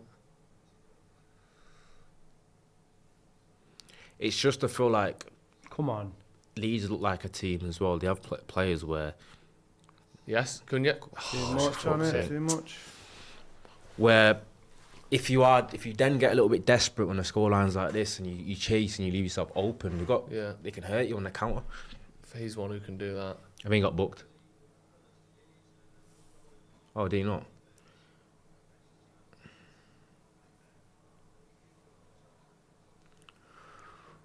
Hey. It's annoying that as well because we've just been having a spell where he looked a bit more dangerous, holding the ball a bit better, and then they just have 2 attacks and look like scoring both of them. We've just completely struggled to stop them, haven't we? And then sloppy errors from the defence and midfield on top of that, and it's just you're just going to lose, aren't you? Yeah. If we keep playing this, obviously we're going to lose. We need to sharpen up a bit. They're holding a high line though, Leeds. Not a high line, but they're not sitting back onto their own 18-yard line. There's still gaps in behind if we find them. But it's under-hit passes like that. Come on now, get something on it. Make the most of the look. Yeah. It's not the right Corner. thing. Corner. Isn't You it? got a corner? Yeah. Mm-hmm. He's not had a good game either. No, he's not had a game so far, has he? Couldn't you? Got booked for diving and barely touched it other than that, but we've got a corner. Let's try and do something here.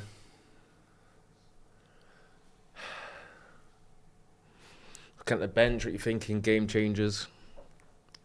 I mean, and Burmo's the obvious one in it in terms of Just for possibilities. goal getting, I guess, Yeah. innit? Yeah, go on. See, I don't know how Mount even fits into the team anymore, but in terms of quality, he's Good one of the more sort of quality players on the bench. It's just, where would you even play him? Yeah.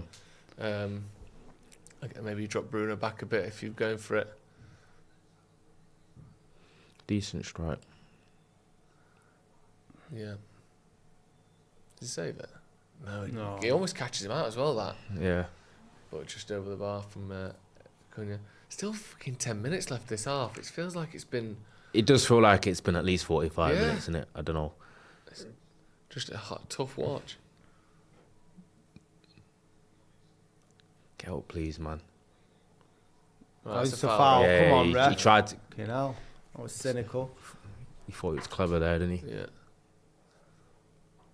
One of the minute you They've might had one more shot, but I feel like Leeds have got into some like dangerous situations Yeah. where they, when it doesn't account for when a team gets into a dangerous situation and they don't end up actually getting a shot Yeah. off at the end of it because like a last ditch tackle or Yeah.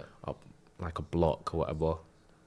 And also their second goal was 20 yards out with a big slice of luck, but the luck was built and Go on. built and built on from the fact that we're defending poorly and they're playing. Oh, fucking hit it! There's been openings there. Yeah, we're getting through, but Go. it's just Man on. not getting the shot off. He's done well there.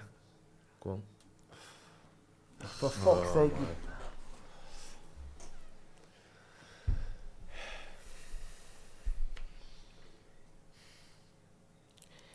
I think there's gaps there for Yeah, runs in there is. behind, outside the centre half. So obviously they're bringing 3 centre halves and 2 wing backs, and there's gaps down the side of him. Yeah.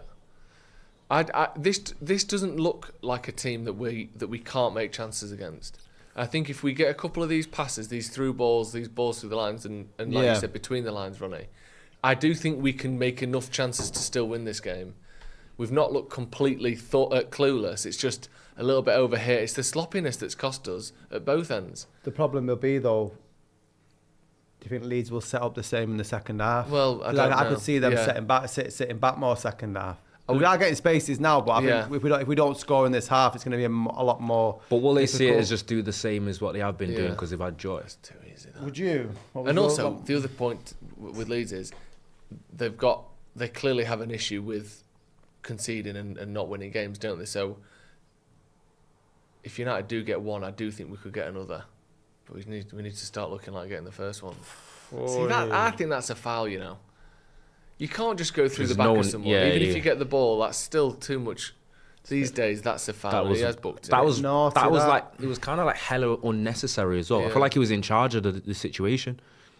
Like none of them could see him out. No need. That's just a reckless, unnecessary is. kind of challenge. It's like he goes to the man even. He doesn't even go for the ball, does he? That is No, definitely but it's a more booking. one of those where why does he need to slide in that situation? I don't know. Cunha's on his way to run the ball off the pitch. It's like it's just basically an Cunha's hoping he does that, isn't he? It's And he does. nah, but it feels a bit like I might be reaching, but it's just he saw, oh, here's an opportunity for me to like Put one on him. put one on him. Do you know what I mean? That's what it feels like. Yeah, because he doesn't even go Yeah. for the ball. He goes for the Something man. on these, Jesus. Get that. Get it.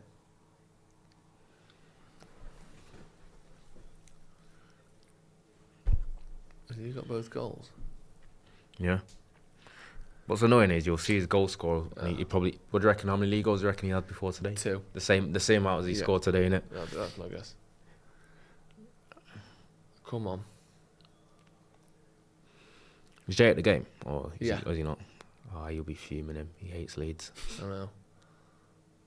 Come on. Fucking hell, man, he's all over him. But man. again, though, the ref's just fucking loving it, isn't he? He's got 2 hands in Euro there, and he's pushing him off the ball. And let's just play on because you need to be stronger there. It's Oh, fucking fuck off. bollocks. Oh my God. That's a foul again.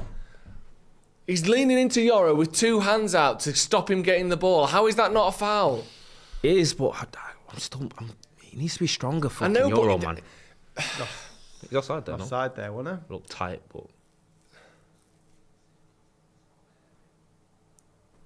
But this is what happens to players. I mean, and maybe it's just an unavoidable fact because it happened to Lindelof. It happens to other players who are seen as.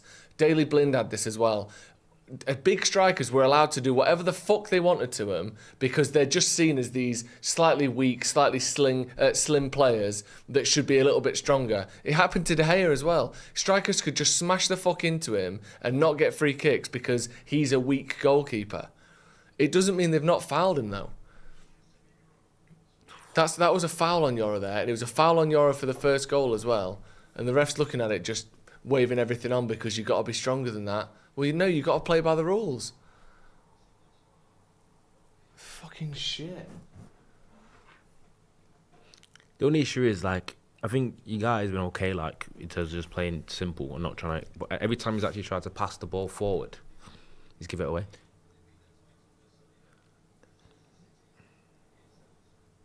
Yeah, he's not been good. But I feel like... I would say he's been pretty average. I don't think he's one of the main culprits of what's gone wrong, but he's not had a good game, has he? Good, I know. Go on, fucking get in there. Well done. I came back off Maz as well. Oh...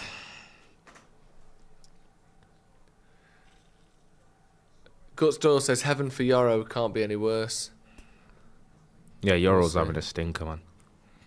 Yoro's got that about him when he makes a mistake in the game. We were talking about Ugarte earlier on about dropping your head, but you expect it from young players, but Yoro's got that in him. When he's made a mistake earlier on or something's not gone right. Yeah, he can struggle, can't he? It's a foul throw. Fucking Surely hell. his foot was off the floor there. He was sprinting as he threw it. Yeah, he's not getting it before Bogle. Oh, Yeah, he's nice. not He's done killing really it. well there, Nice. Luke Fucking Shaw. hell. I just saw the Shaw. foot race and I was It's a like... great pass as ooh, well. That pass. was brilliant from Luke Go on. Shaw. Come on now. One goal before half time, we're Yeah. backing it. Yeah. And then you just write the first half off and then we go again in the second. I'd have got back in now, innit? Yeah, it never really opened up to be anything, that, did it? Wide. Oh, for fuck's sake, make something.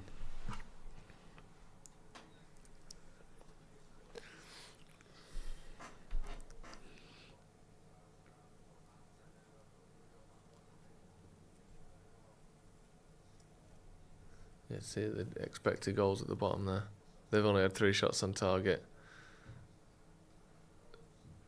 to our 2, but they've got 1.3 xG to 0.17. We've not made any dangerous chances yet, have we? Had a few good positions. Yeah, but Gad's gonna say, like, that's the thing with shots. I think Calvert-Lewin's Come on chance now. that he had at the start. That's probably Yeah, like the equivalent first to like 0.5. that's probably equivalent to all of our shots. yeah, easy. I think, yeah, at least. Strikers score that probably 7 times out of 10, don't they? Right, come on. This would be a great time to score. It'd be such a good time to score. Still don't think the game's over. I think 2-0 against this Leeds team, man. You just need one. Back out to Bruno. Hit it. Fuck, not you. You don't. Not when have you ever done that? Oh, very good.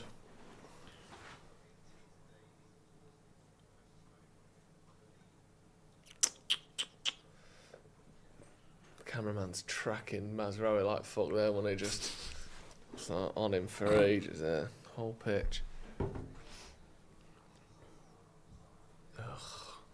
Dirty bastards. Stay then.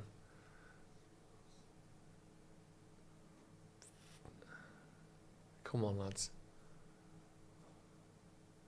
Oh, dear. fucking hell, Lemons. Let's go again here, Leeds. Oh, that is fucking game-winning. Fucking That's, great time that's by the difference Martinez. between this game being over and us still having half a chance there from Martinez. Fucking Fucking hell. Bad hell. pass from Lomans. Yoro See, gets it all wrong as well. that is a horrendous pass It from is, Lemons. It is. And then he goes round the keeper and Fucking Martinez there. See, he didn't shoot, so that No. won't be accounted for. Yeah, on, that's like, not XG, on- even though it's do you know what I fucking... mean? Should have scored. Oh, Just God. that touch hell, is just man. heavy. Second touch got away from him, didn't yeah, it?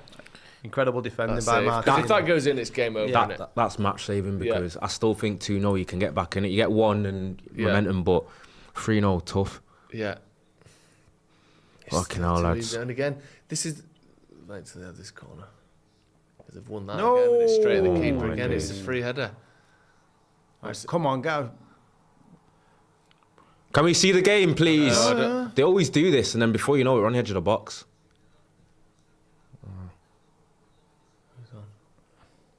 Well done there. That's all right. Look at Shaw. Yeah, go.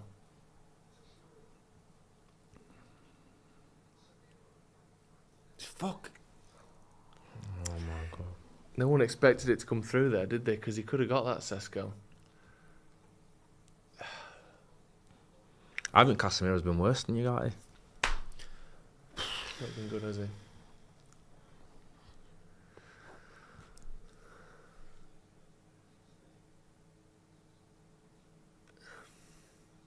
It's the first time we've looked really like sloppy in it under Carrick. Like, we've had I games don't where it know, looked a little bit flat, or it's not been. But like some of the passing and the losing the ball Yeah. has been reminiscent of like Ten Hag almost. You know, that kind of just giving the ball away. Do you remember that Champions League run we had when Onana was giving it away every 2 seconds? And Against the Turkish team. yeah, that it's felt like that kind of performance today. Yeah. A lot of their goals have come from us just being shit, just like bad footballers, and they're obviously not bad footballers. And this is what we'd not seen for a while. And I don't know if it's the 23 days off, if it's the training or whatever it is. Leeds been more up for it than us. It's not a bad ball though. But yeah, it's Blow the fucking whistle. Blow the whistle. Get it how done is he on with. the floor there? Half time. Why are you on the floor? Here we go.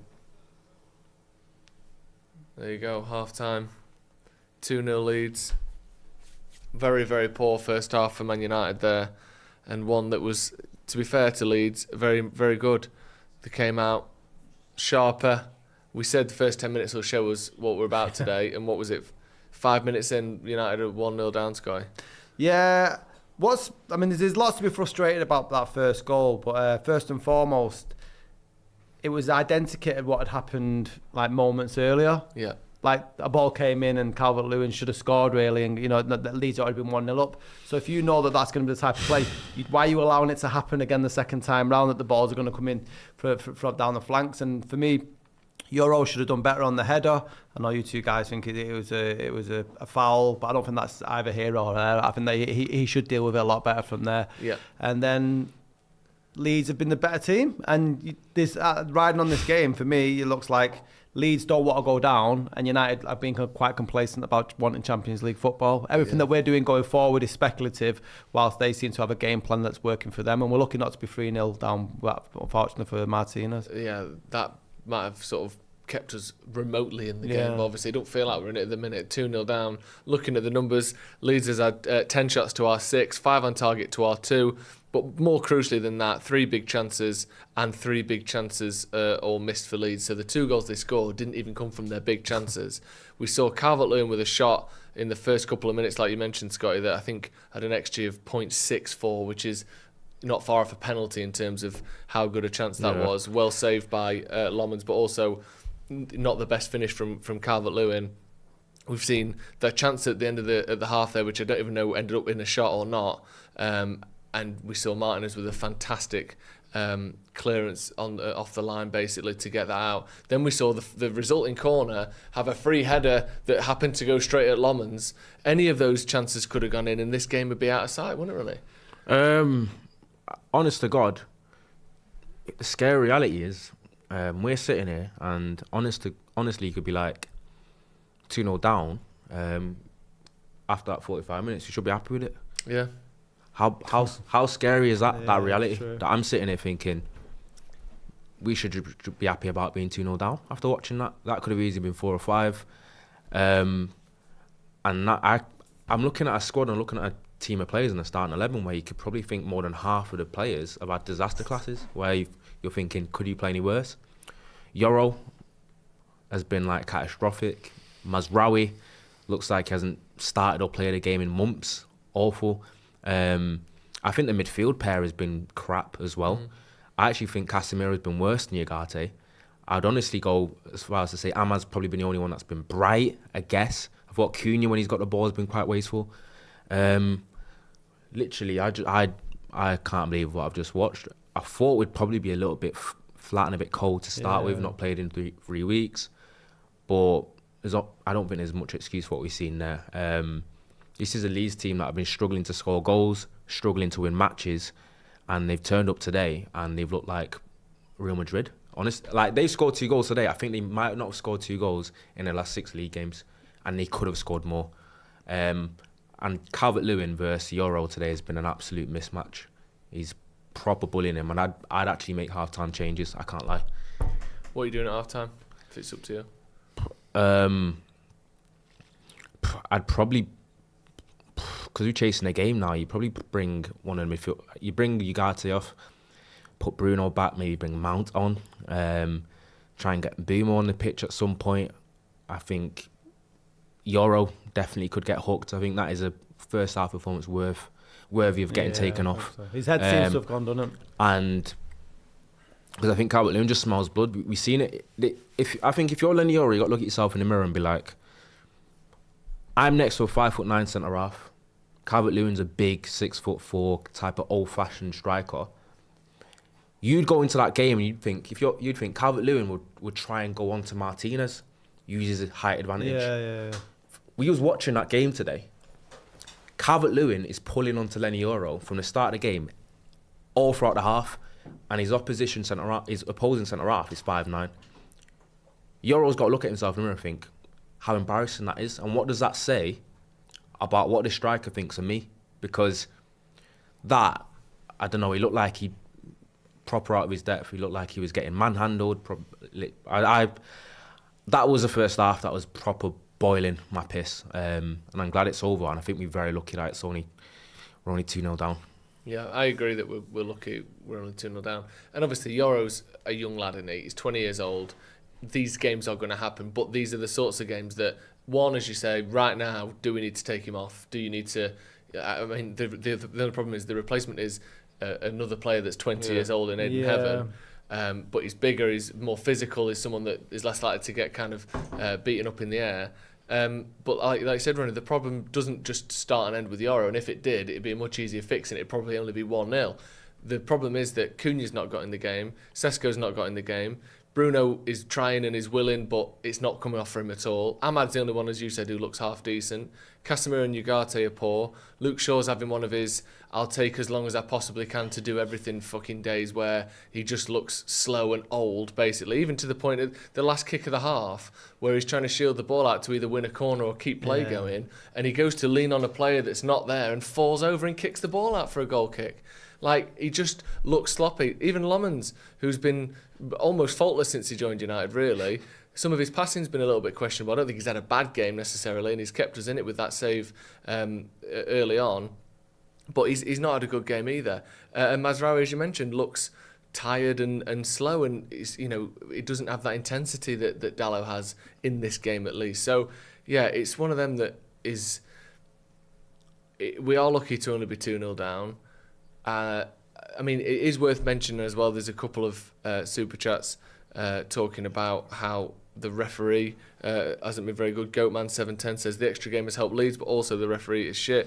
I do think, as well as all of the things we've said, I personally think that Calvert-Lewin fouled Yora for their first goal. I think if you jump toward the man who's playing the ball and you hit him arm first without touching the ball yourself, I think that is a foul. Does he head the ball before he gets touched, though, Joe? That's my issue. I think it's all sort of at the same time, isn't it? And I'm not saying that the goal... But you can foul someone off the ball and it's still a foul. I think that, yes, Euro needs to be stronger, as we've said before. He's had a really poor game.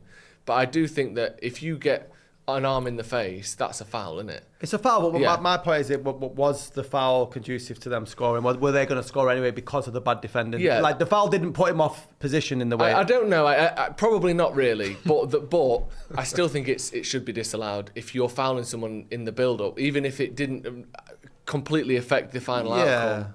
That happens all the time, doesn't it? A pull on the shirt over there, or someone was offside in the build-up. You don't have to, stop the chance yourself for it to be disallowed.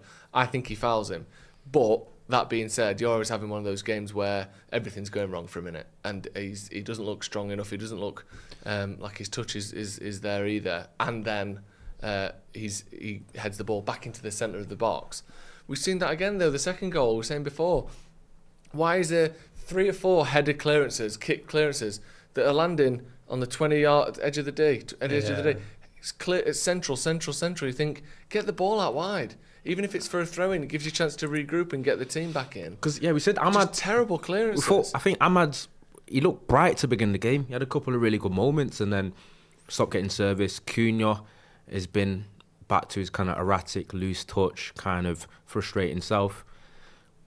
Can you come away from that half and just find any positive really in the half at all? There was a time though, Leeds scored and there was about 15 minutes either side, where we looked like we were getting on top of the game before they got the second one, and we were getting quite a lot of positivity down the right hand side using Ahmad. There was Ahmad taking the defenders on and getting a shot away, the ball that he played to Sesko, that Sesko maybe should have shot earlier. Yeah. But everything they seem to be second guessing all these decisions and not very confident in what they're doing, which you can maybe say we'll put that down to having 23 days off. But this shouldn't turn you into pub footballers. Especially when you're talking about the sort of comedy of errors that was the headers at the back that led to the second goal. The second goal was just embarrassing. You could feel it coming, couldn't you? And it was just like chance, miss, like to clear it, that is. But you know how Leeds are, the thing is, you can see how Leeds are playing football, whereas with United, I'm not too sure. We're going to the second half. Okay, it's only 2-0 and we're playing against a team that are just above relegation and we should be able to get back into it. Yeah. But how and where is this going to happen, this sort of creative play? The only thing I saw that was remotely like we could make chances doing this were those balls in behind, which, as we mentioned before, the chances to do that is going to go as Leeds inevitably sit back and try and hold on to this lead. But there were gaps. We saw Sesko with a couple of runs in behind. One was found, one wasn't. We saw Cunha make a nice run in behind, slightly under-hit pass from Casemiro. We saw another one that was Cunha again, slightly under-hit pass from Bruno. There is spaces between Leeds' defenders kind of through on goal. Unfortunately, probably the best player that we've got at doing that is Mbeumo, who's not on the pitch. Yeah. He's the one that you trust him to take the ball on the counter and actually stick it in the back of the net. But that's good that we've got him as an option. That is the only way we've looked remotely dangerous, I think. The set pieces, we've not done anything. We don't seem to be able to get past our men in the wide areas. Neither fullback is doing anything in terms of helping the attack, really. Shaw's look poor. Mazraoui, as we said before, hasn't done much either. It's quick balls through the lines in sort of mini counter-attacks. That's the only thing we've looked half dangerous at. And maybe because of the 23, 24 days off, maybe it's just one of those nights. We've overhit or underhit almost all the possible chances we've had to actually do something from them. But that's the only thing I can see where I think we could get a couple of goals doing that. But as we said, if Leeds sit back on the edge of the 18-yard box rather than 10 yards further out as they have been, would that help us? Those gaps disappear. I'm wondering, in a weird way, delusional, like if they sit back and we kind of gain a bit of territory, will that actually help us? Because maybe. The way they've played, where they've actually been a little bit front foot when they've had opportunity, they've been a better team and we've struggled and they could have scored more goals. It's funny, you can get conservative, you can kind of be, let me just keep what I've got. And then you invite pressure on, and we've got players that are capable of opening them up, with the likes of Bruno Fernandes, and then we could get a goal and then it gets nervy then. Because I still think, because we've been saying it, 2-0, you're not out of the game. 2-0 is obviously a precarious score line. You concede one, all of a sudden the momentum swings one way, and you can concede another, and then all of a sudden it's 2-2, especially when you're away from home. So the match isn't over. United can still salvage this game and get at least a point. Yeah. But it needs to be miles better because we are very lucky that it is only 2-0. It's going to be an interesting roll of the dice from either manager, really, to see if Leeds do sit back or... Because if it was me, and seeing how the first half set up, I probably would more of a continuation of the same. I think you referred to Calvert-Lewin smelling blood. Leeds as a collective do. I think this is probably one of their better performances this season. The last thing you want to do to your players is say, all right, go out and do the opposite of what you've just done there to sort of see the game go away. But equally so, I think it's a huge roll of the dice for Michael Carrick, not just for this game, but maybe for the future of his career as United manager. Because if we're going to start talking about subbing central defenders for one 20-year-old for another 20-year-old, that's still a big risk, putting him in there and hoping he can cope with Calvert-Lewin more than Euro can. And then further up the field, if we're going to start messing around with the midfield, we're getting run over there at the moment, so we're going to open up space to push forward to invite them more on. So this is where the managers earn their crust, you know what I mean? This is a huge decision for both of them. On that point, Cheese and Chainsaws with a super chat said this is Carrick's job interview to turn it around. I mean, I don't think if we don't win this game it should be done, but we need to see some way of minimising the errors that we've seen lead to the goals so far. It's not just been our errors. Leeds have looked good as well, but you can't coach in more practice, and you can't coach in 6 games in the last 3 weeks. You can't, because they haven't happened. But you can hopefully try and find other ways that minimise the weaknesses that we seem to have tonight, and let's see if we can do that. Discombobulate says, same old with Ugarte, more gaps than Zach Polanski's teeth. That's harsh. It's a physical attack, but it might be true on this occasion. Goatman says that extra game helps Leeds. Also, the ref is shit. Sean says we should have had a TikTok board in Ireland instead. That's true. We should have had TikToks on the background. Josh says this is football. How many times have we been 2-0 down and turn it on its head? Believe in my best Ted Lasso voice. Shit first half though. I may drink now. MD says I hate Ugarte as a midfielder for Man United. Maguire is a huge miss for this game more than any other. Missing Dallo in this game too. IMO. Weird though, go back 2 years and Maguire's reputation wasn't that dissimilar to Ugarte's, and yet now we're talking about him being one of the first. Interesting enough if though, we could have him. When we signed Maguire, Maguire was still like, obviously he was an England international, but he was also one of the hottest centre half kind of like prospects in world football. We signed him for 80 million. He was wanted by a bunch of the big clubs. And he had done it in the Premier League, hadn't he? And he'd had 2 great seasons, or good seasons for United before he had the dip as well. I'm being slightly... I sometimes forget that when he first came, he was decent enough in it, and then he finished third and second with him as captain. He was all right. The Mig says that was the most pathetic first half I've seen under Carrick. All those players should be embarrassed of what they're doing out there, especially certain players. There you go, being cryptic. Ryan says 100% lucky that it's only 2-0. Too many players having off days, but thankfully we've got a whole second half to try and get it back. We need to see something different, because this could just be a second half where Leeds get 2 more, let alone us win it or get it back. I'm watching this shit in Dallas, Texas, says Donut. It's too early to start drinking heavily. That was awful. Noose doesn't press. Ugarte and Casemiro don't work well together. Cunha looks cautious on a yellow card. And Senna isn't helping Yoro. Mount on and drop Bruno deeper. That's from Rune FT. I'm calling a 3-2 win, says Guts Doyle. Yoro and Ugarte off. Heaven and Brian on. Got a few more super chats. Jacob Schatz says that's the most embarrassing performance since Grimsby, to be honest. Yeah. Carrick has to earn his role by making the right changes and lose his chance by leaving it. I don't know if there has been any changes at half-time. It doesn't look like there hasn't. Jacob Schatz again, it's important for Carrick to show that he cares for the players, but some things aren't acceptable. Dylan says, most 2024 Ten Hag performance ever. Completely agree. It was like watching Ten Hag's team. We have 6 players on the same line in attack, no midfield, physically outmatched, so easy to play against. I completely agree with that. It has felt like a Ten Hag game where there's just nothing in the middle at all. Red Baron, I think the 3 weeks were so long our players looked rusty as we didn't train as much. Even Carrick admitted we slowed the training. 2 Scoops and Ice Fan, Ugarte and Casemiro don't have the legs to cover or the ability to play through. Leeds have dominated the midfield in and out of possession. No fucking sub, says Belfast Boy, and Juan Martinez says people always blame the manager, but this squad is so thin. Casemiro, Shaw and Ugarte done at United. We have 0 midfield. Transfers desperately needed. Transfers are desperately needed. I think there might need to be 2 or 3 big money players, a couple of mediums, and maybe even 2 or 3 free agents.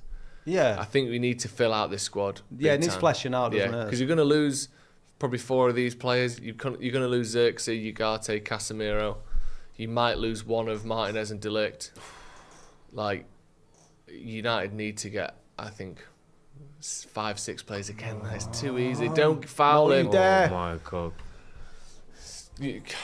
Straight away, ball up in the air, Calvert-Lewin just gives Yoro a little bump in the back and he's out the way and he can bring the ball down. He's so well there, Martinez. Oh, my God. Casemiro's having... Well done between them. Come on. Fucking hell. Well done there, Ugarte. That's a foul. That was better. You know. Martinez there, he did so well because for so long there was nothing on. I was kind of concerned. He had to keep, like, is this a foul? That might be. That's not. No, he's trying to buy it. By the time he's in the box, he just. Go on, let's go. Surely a foul. Yes. Surely a foul there. Oh. Is he not pulling him back the whole time? Why does he not shoot quicker there? I think you can't see how close the ball is to him from the angle because he was almost. I'm sure he's holding me. Is he not? No, he's not. Fucking hell. It looked a bit slow-mo. I don't know. It did. It's because start, come on. Sesko's body was blocking the ball, so you couldn't see how far the ball was away. But Yeah, that's true. Maybe, yeah. It looked like he was. Fucking hell, It chance looked like there, he'd man. been slowed down. He should have scored there. It's a shit cross Terrible from Bruno. corner. go on.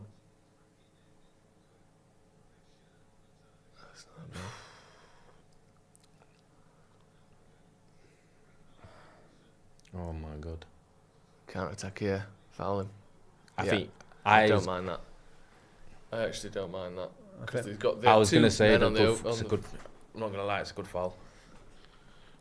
Feels like Leeds have come out with the same sort of infusion. That's what I in the mean. first half, My haven't only they? thing is, I'm thinking when we start creeping, they do look like they can hurt us on the Why break. are so many of our players walking there? As that ball's played back, they're walking.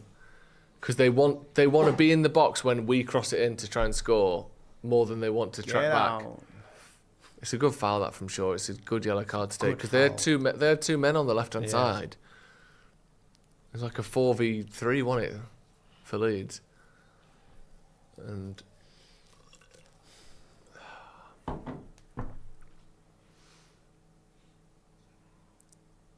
win that. Go on then.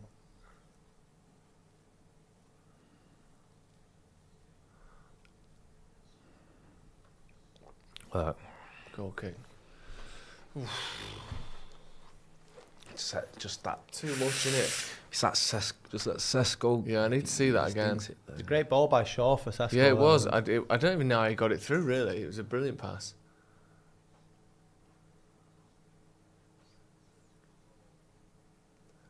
All right. Well done, That's Sesko. great, Ed. Unlucky. And look at Shaw. Bit of pace. Come on, just move it No around. one's moving.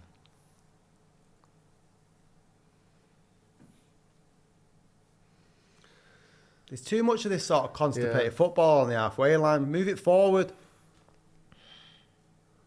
Yeah, you got Sesko, Cunha, Bruno, all stood on that last line. I think they are. They obviously want to play those balls through the lines, don't they? It's the one we were talking about half time on it in terms of making a chance. We saw it straight Yeah, away. yeah. Sesko, ball through the lines, bit in behind, and almost, should have scored really. So you can see why they're doing it, but it means that unless the pass is on, there's no pass on. No, because there's you could give it Lauren Leeds. Yeah. They can only do the obvious. Yeah, exactly. Oh my god. Look, he's Bogle hurt. I know, fucking He just wanted to stand and do nothing. Well done, Bruno.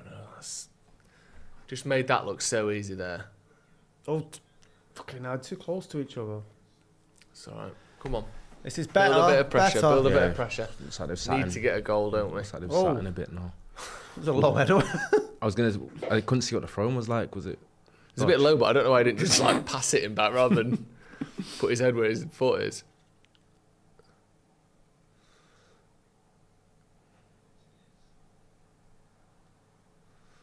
Yeah, go on and whip it in. Too slow. Come on. 3 I don't mind it getting in them positions if you cross it though, because Sesko's Yeah, I shown. don't mind it either. He just needs to take it quicker. Yeah. Like he thinks the defender's not going to close him down. He need to hurry up.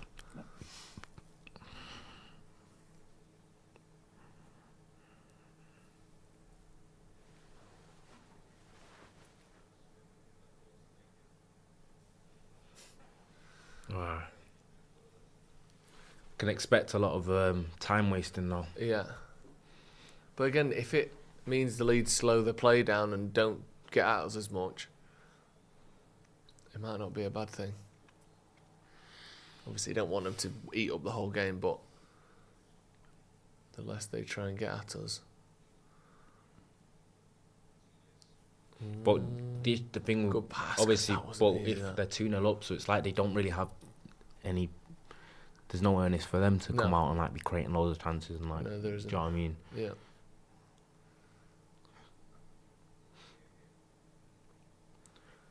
It's on us.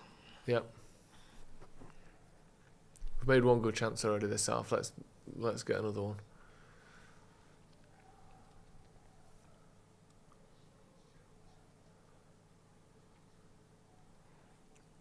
Yeah, I think he's started to tuck in now, isn't he? Justin? No, like he's not holding the width as much. Cunha. Oh, Cunha.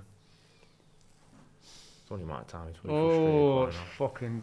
Terrible, isn't it, really? Just a bit desperate, man. Overhit by about I'm 20 actually yards going for a there. piss, from but I don't Casemiro. want to go. This is probably Casemiro's worst game this season as Renaissance man, wasn't it? I don't know if that... Did he go out to Brazil for the internationals? Yeah, he played in that France game, didn't he? I think with players but I like think him, when that they go was- out, I don't think that he goes and plays every game, though. I don't know. He played against France, but I don't think that was in Brazil. I don't think he travelled that far. But I don't know if he did for the second game.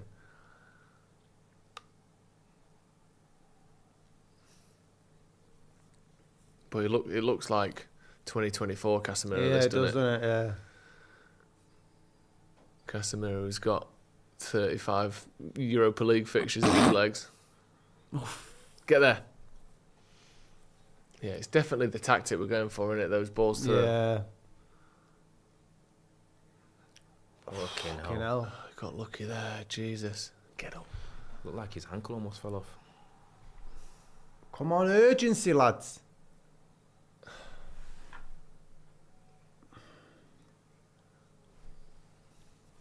Ugarte takes too many touches because he's scared. Luke Shaw takes too long because he's Yeah. bored. See, that's Them two on that this side, Is the part, it's like, this is the fuck part I was me. making. You have to start. We're checking potential red on Martinez. Oh, for fuck's sake! He's getting sent off. Oh, for God's sake. Surely not.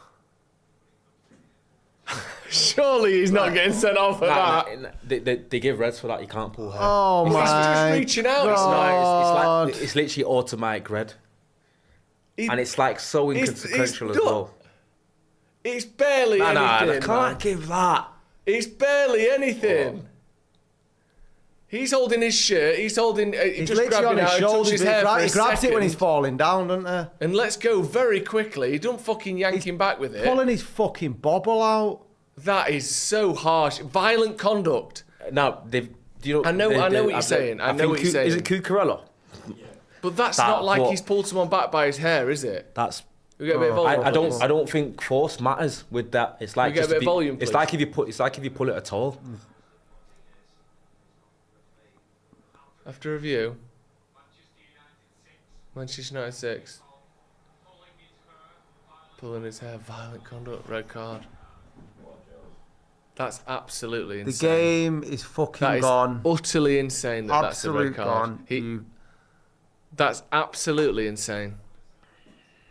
That is fucking mental. And I get why, if someone's got long hair and you pull it back, It's it a might dumb be rule. red. It's a dumb But rule. that is like, he's just reaching out and grabs his hair for half a second. How long does he doesn't yank him back, he just grabs it as he's grabbing out for his shirt, like Calvert-Lewin's got his shirt with the other end of his arm. Yeah, his finger touches his bobble and pulls it a little bit. That's insane, that. He's not even going to pull his hair. No, It's 'cause literally, his hair happens to be there. I get it. But to be sent off for that cannot be a red card. It's It's just an automatic weird. It's a weird rule. It's almost like as soon as he realises he grabs he's got his hair in his hand, he lets go of it. I can't believe that's a red card. He don't even know what's going on.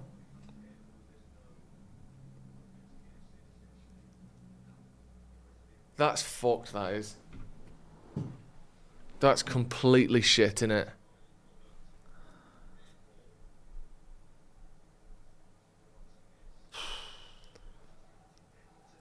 And that's 3 games, by the way, isn't it? Yeah, because it's violent conduct. That's the same as if you snap someone's leg with a challenge that's late. Same punishment.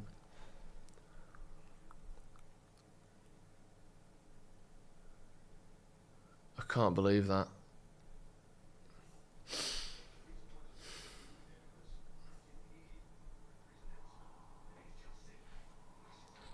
It's going to be it's going to take a miracle not to lose this 3 or 4 now, let alone get a point. Come on, lads. What you got? That is a crazy red card, isn't it? I can't recall anything remotely like that. I don't even think he means to. I don't think he means to pull his hair. No, because the hair pulling is after the ball's gone out of play, so there's no want to do No. it. And it's not like he's like yanked his hair. It's like they're just reaching to grab each Yeah, other, yeah. and his hair is the furthest thing back on his head, and he lets go almost instantly. He doesn't. I know if someone pulls your hair, your head goes back. Joe like that. Joe knows. His head doesn't even Joe- go back because it's Yeah, it's but just, okay, but none of that matters. And- in a and rule. that's what I'm saying. That's the I know- thing. It's I know that you can doesn't say it's a matter. crap rule, But which I think is a crap rule. The rule is crap. The rule is I awful. think it's a crap rule. It's basically as soon as you pull someone's hair, or even if they do the action of a hair pull, it's an automatic red. And That's I think it's a very, very soft rule, to be honest. I do get it I think it should be ruled as in like the kind of the force of it, like anything. Yeah, of course. Yeah, of and whatever. course. And I don't think that If was someone's running enough. past you with long hair and you pull Because the hair back the because you're being Cucurella one, yeah, the Cucurella one, I remember, was a lot more.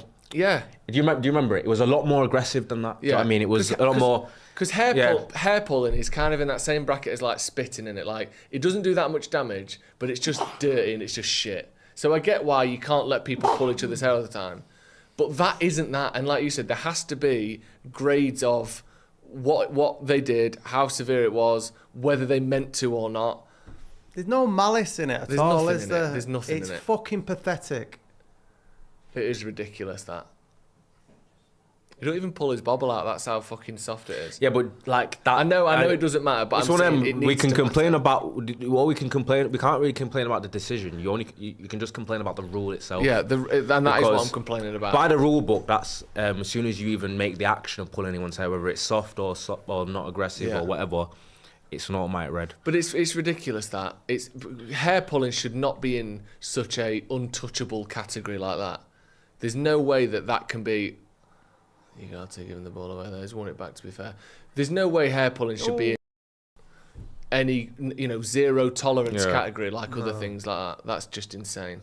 Like it's anyway. Billy says he's grabbed his shirt and got a bit of the hair at the same time and let go straight away. Exactly. That is exactly what's happened. Also, I wouldn't mind seeing people. I know it's very your dad, but standing and facing shots like that, because Yoro's turning to his side there, which means his profile is half as wide as it is if he stands and faces it. Football's weird, man, because you just look at that little bit of tussle and that battle from obviously Calvert-Lewin and big striker centre half, and you're just thinking, like, you're not thinking of the rule and anything aside. It just looks like, how do you give a red card for that? Do you know what I mean? Like, how it's a contact sport. How does a red card come? I get it, like hair pull and this and that, but it's just a weird rule for me. I'm not gonna lie. It needs sorting. That needs changing. The thing is, it probably will change now. Now it's too late. Because obviously, like, if someone does like an aggressive like pull of someone's hair or whatever, then I get it. Like, Yeah. But when it's just like Calvert-Lewin's giving him a little bit of an arm off in his face, if I'm going to be impartial, I'd say that's probably a lot to do with the height difference more than anything else. Yeah. And then he's just got a little bit of a grab back and caught his hair. And now, like, United's kind of chance to get back in the game is just zero. It's just everything that could have gone wrong in this game has gone wrong.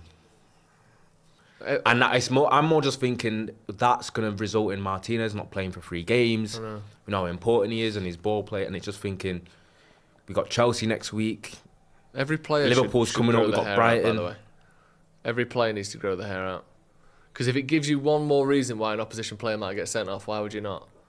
Because if he has short, he's not trying to grab his hair there. It's just the thing that his hand touches as he is sort of reaching out for him. You might as well all grow your hair out just in case someone pulls it. That's just ridiculous. The game's fucking gone, says Jacob Schatz. That's 2 shit red cards in back-to-back matches, says Vion. Danny Shields. By the rulebook, isn't grabbing a player by the neck a straight red, or is it different when you're reaching backwards to do it? Should it be 2 reds? I mean, that's the thing. Grabbing someone by the neck is far more dangerous to that person than grabbing someone by the hair. And yet none of us would sit here and think Calvert-Lewin should have been sent off as well. Because you just got to be sensible, aren't you? And also, we're still playing like we've got 11 men, by the way. The amount of players we're getting forward, the amount of gaps we're leaving, Well, yeah, we might as well now, I guess. Wait, why has Carrot not made any subs, by the way? Usually the go-to from any managers when you've gone down Well, he was to chatting 10 with, men is you make substitutions.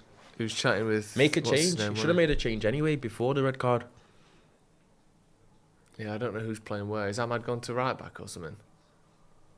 I don't know what formation we're playing now. Casemiro dropped in, maybe?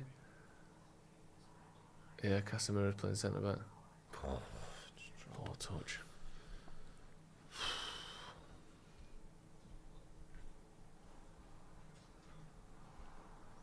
Oh, fucking Oh, hell. of course. Of course it is. What did he do? Pull his arm? Why doesn't he have to be stronger there?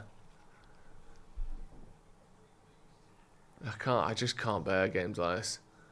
It just starts going that way, doesn't it? Why is that a foul, but on Euro for the goal, is it? Exactly, yeah. What what are we doing here? What's going to what are we cause doing? more damage to a person? The Calvert-Lewin It's on just Euro, shit, innit? or removing a man's bobble in the centre circle? Yeah, I don't...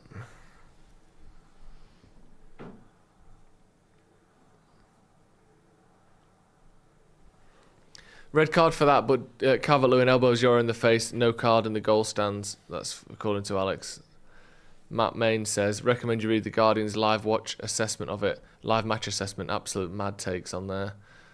I don't want to wind myself up unduly. Ball over Go on. Cunha, good Great touch. ball.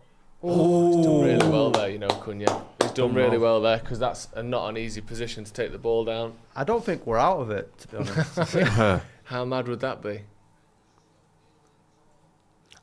For a minute there, I thought the keeper was a bit out of position, and I thought, could he sneak it in there? Yeah, he was, wasn't he? Yeah. A step before that, he was too far over to the left of the keeper. Come on! If we get one, I think their asses might... Come on! Let's get one. Let's just get one from this set piece now. Go from there. Casemiro nods it back. Go on. Euro. Oh, almost. Euro with a little floaty scorpion kick there, wasn't it? See again. Not that this would be all different if Maguire was Oh playing. my God. But, wow. Well Good played. defending. That's great. Brilliant there from defending. Cunha. Ugarte and Cunha between them there. Cunha That was Cunha, that. in particular.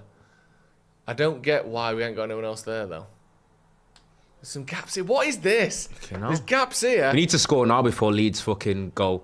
Oh, that's landing on Ahmad. Oh, yeah. Oh, it's took off his toe there, off his head. We need to score now before Leeds end up going. Yeah, because Farker at some point is going to Go like realise fucking, that- wait a second. Yeah, what are we doing here? If we sit back with one, although they might just go for fucking 3 or 4.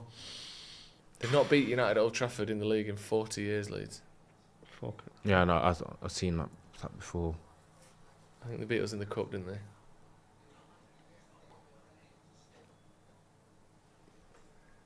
Fucking sat here putting fucking chapstick on.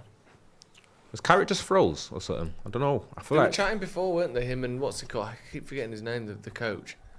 What's he called? Steve Holland. Steve Holland. They must be considering it, but Dallow and Burmo warming up. Did Zesco for Mbumo?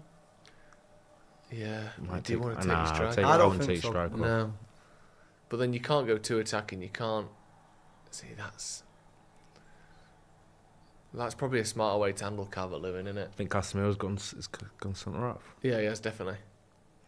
So I think that's why they've not made a sub because they're trying to play a bit of a That was hybrid. meant- He's still that going pass for the there. win, isn't That was meant for Euro, that. Do you know what I mean? he? Was it? Yeah. They're still going for the win, you know, Carrick. Or certainly... I don't mind. No, I don't. Nah, It might as well. nah, it might as Because well, also, 100%. let's be honest, and then not that, again, this is the complacency that fucks things up, but there is a little bit of leeway in terms of those Champions League places. Yeah. There's no point, not that you want to lose 4-0 to Leeds or whatever, but you might as well go for it. What else are we going to do? And again. We come seem on. to play better since we've gone down to 10 men. Yeah. Because Leeds have... I think they've gone a bit. We've caught Leeds going a bit complacent. You know, like Leeds not are being thinking they can... Leeds are really Here we up go. for Come on, third, get aren't one. they? Come on. Another corner for United. Casemiro header. can't believe that we've got to a point where what we saw there is a red card. Whether it's the rule or not, the fact that that is a red or can ever be a red is just crazy and needs fixing immediately, doesn't it? That cannot be a red card. Not to keep going over the same thing, but... Right, come on, corner. He's gone short. Cunha. Yeah. Ooh, Corner ball. Another corner. I can't believe how wide that shot was going. Do you know what I mean? That was across that Ronaldo. Oh, I was thinking, that's my first thought. Was like, Another corner. Ahmad this time. We Just saw get Bruno one. with that terrible... Just get one. Give us an optimistic 20 minutes. Yeah, give us something to... Fucking poo. Yeah. Get it in. Another one from Bruno. That's go on, better. go on, go on! Yes! Come on, come on! I know. Okay, exactly. Come on, Come on! Get in! Bruno. Bruno with the assist again, obviously. Is that all duo in it? Of course it's Bruno with the assist. Come on, bit of something, bit of something. It's a terrible cross because they've got 3 men at the near post and Ahmad hits it straight at him. He's not offside, is he? Please tell me. I think he's on. I think it's tight. I think we're just he's about on. on. I think Fucking get in!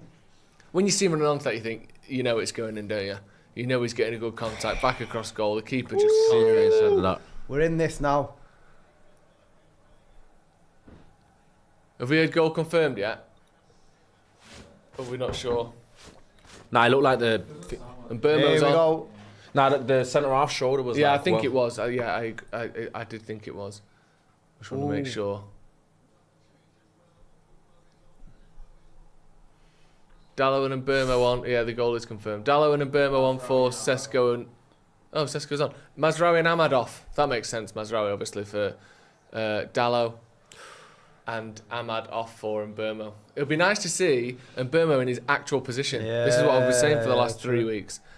Rather than having to play a false with it nine. being 10 men. Because I was thinking, I'm glad we scored in that little spell because I thought eventually Leeds will fucking go, come on, lads, let's. I think Leeds are in no man's land now, aren't they? Do we shut up shop or do we go for a first? Yeah, because if we shut up shop now, it's only one goal for United to be back in it. Yeah. But if they go for it, they look fucking stupid if they don't win. because since it's gone down to 10 men, they've gone a little bit like complacent we and look we've looked better, better. man. No, that's a lovely Famous flick last on word. that. You know what? He has been good today. That's a great That's a tackle. foul. That's a good tackle. That's he's been good today, Calvert-Lewin. That hold-up play there. Get out of the way, ref, you stupid prick! Go on. Go on, knock Beat it, him. knock it. You got him. Look at these biggest step-overs I've ever seen. Look at them step The over. radius on those bad Go on, boys. Go. Casemiro, Go, back Casemiro. across. They're fucking waiting here. Go on. Remontada. It's got real last 5 minutes vibes, this, hasn't it? Oh, That's not a bad foul. Oh, ref, It's not a booking, is it? Is that a booking? He's a fucking It's not a booking. one way or another, yeah, this last 20 minutes are going to be Yeah. exciting. There's a reason. It's gonna be fun. There's a reason why we saw that Yeah. graphic at the bottom. First team to be involved in 100 goals this season is Man United. There's a reason we're on there. Come on. Oh, come on, imagine. No, let's not. I mean, it's nice to be able to feel something, though, isn't it? The first 58 minutes or 60-odd minutes, basically, up until the red card, was awful. It's been all right since then. Martinez should have got sent off sooner.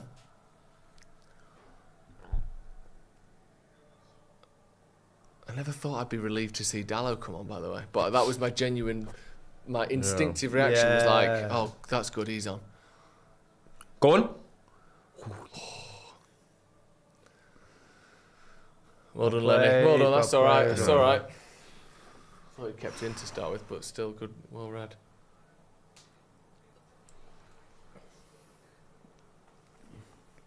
$20 minutes. EB, More than possible. yeah. EB900 says, shocking game, but it's important to see how the team and Carrot respond to things when they're this bad. This is This is what we're going absolute to get a lot textbook, of this innit? out, Yeah. man. This Pu- is a joke. Puppy Parade with a super chat. DCL Canobo Yoro in the face to set up their first goal, and VAR does fuck all, but Leacher gets sent off for a bit of foreplay. Laughable.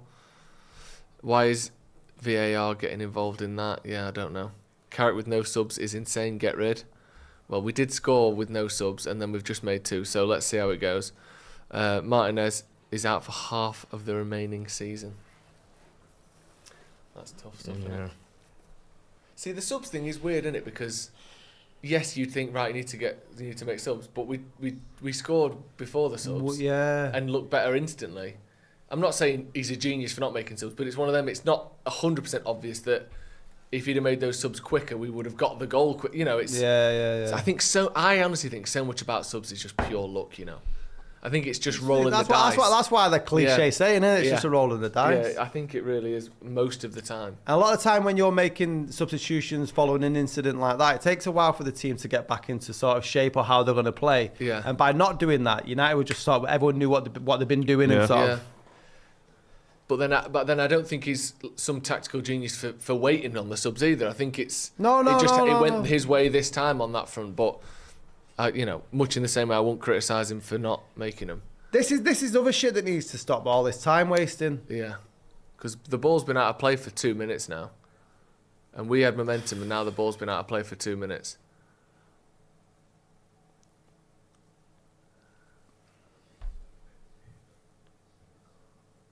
Taken as long as they possibly can. Of course they're gonna, but the ref. This is where the ref needs to not let it get away from him.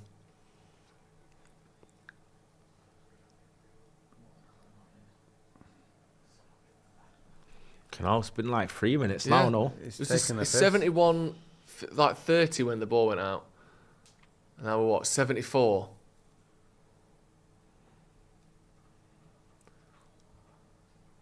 Two and a half minutes to make those two subs. And how long's he taking to take the throw in as well? Fucking, that's a foul throw. Foul throw now. He's been given a foul throw already as well.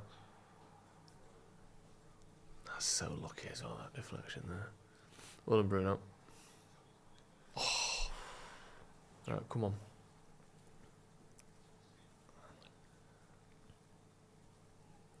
Oh my God, that challenge by a guy. Did he slip? What? No, he just. It looked like he was miles away. I don't even know how he touched him. Just wiped him out for no reason. That was mental. Come on.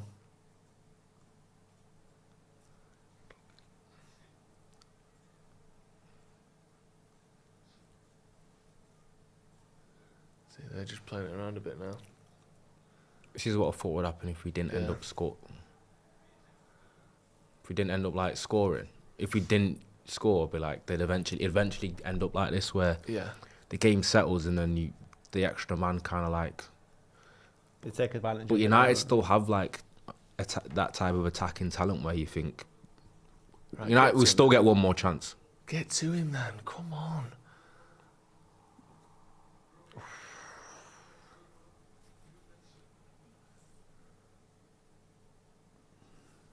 Yeah, they're just passing it around the edge of the box, Leeds. It's a foul, isn't it? It's a foul as well. The thing is, with them attacking though, it's like I said, we are going to get some form of counter attack. Yeah, and with Sesko and Burma and Cunha, you'd think there's Bruno to find them as well. Was it 17 assists for the season now, Bruno? Yeah, 3 off the Tyner record. Yeah, I'm pretty sure De Bruyne got to didn't he not get to 17 with 10 games left or something? Well, the Ozil one, I think he got to 18 with 10 games left as well. I think De Bruyne and just stopped. And then he kind of stalled at the end. Yeah, just froze at the end. How long is this throw-in taking? Just have as long as you want to take it. It's fucking ridiculous. Right, who we got? You're going to have to give him options, lads. Yeah, that's all right. That's all right. Run it up. Big Ben there. The problem is they can get so many more men back than we can get forward. Yeah, we're going to have to be brave here. Yeah, we're going to need some real quality, not that. Brave in a way where, we're going to see some very open counter-attacks against us. And maybe that we don't do that straight away, but and where last man's Bruno. Yeah, yeah. Especially with in the last few minutes, we just need to not let them score for the next 5-10 minutes, and then you can do the last 7-8 minutes gung ho.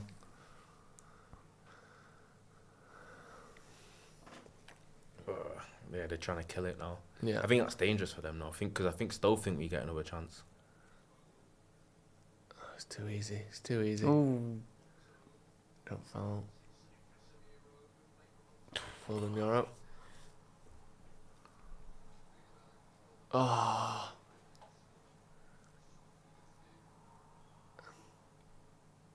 Yeah, it's going to be a goal. Oh, it's a great save from Logan. It's straight Thank at goodness. it. It's a free header. I'm not gonna lie to you. Saying good save. I actually think. Straight at him. I think it's just another Yeah. bad miss from him, which Yeah. I'm glad about. Yeah. Touch. Brilliant. Oh, Brian, not now. Brilliant. I thought he'd got it. Almost- Yeah, he's got to score. I thought he was as well, offside for the. Has he to scored begin it with. today, has he? No. He's got to score there, hasn't he? You've got to find a corner there. Straight at him. Yeah. You've got to find a corner. And he gets down well, Lomans, but it's basically the only place on the goal where he can. If he have hits any it chance anywhere at all, else, yeah. Go on. And Bimo's in. Oh, such a good touch as well. That I still think we're in this. such a good touch there, and Burma. I thought he had it then. I thought he had that. It's a great pass from Casemiro. Great touch. Oh, God, that was like yeah. Velcro that on his Yeah. foot. It's just good defending. It's good defending. Their ball. He's come back off him as well. I think we might have shit out. Have we blagged it? No, we haven't. Just seen it. Fucking hell. It's a brilliant pass, wasn't it? All of this. Pull everyone short. No, actually go long. Yeah. Just getting an extra 20, 30 seconds everywhere they can. Hold on. And again, who's that? You're out. Hold on. Go. Oh, lovely. It's a great pass. Go on, Delo. Get in the box. Cunha, touch, shot. Unlucky. Good effort. Tight angle that one. It would have taken a fucking Van I was Basten. thinking, just could it spill to like Sesko? Yeah. Yeah. He either needs to go roof of the net or loop into the far side, doesn't it? We've almost looked freer since. It does feel like the shackles have come off, doesn't it? Look. It's like how open it is. I know. Back post. Watch the back post. I actually rate the bravery though of like we're playing in a way where we're willing to concede another Yeah. if it means we've got enough men forward to score. Yeah. Yeah, look, he had nowhere to go there, did he? Well played. Well played. Oh, now fucking use your head.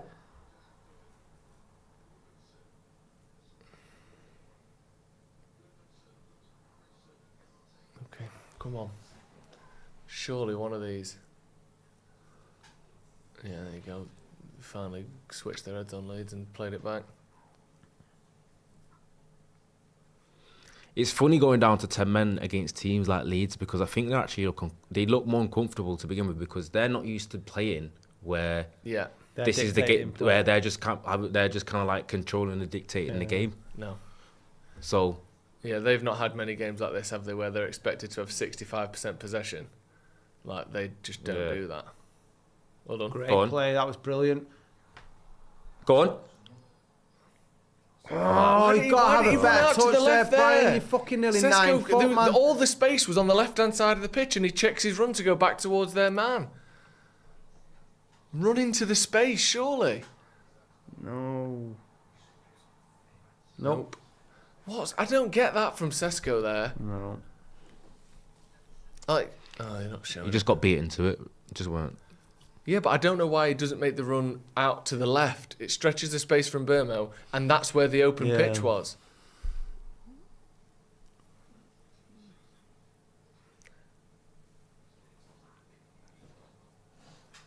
Yeah, like I said, Bruno, deepest man, just controlling possession, or trying to. Again, sure. Good plus. Give him something. Just move for him. Yeah. Unlucky. It's a good ball, like I said, from Shaw, that.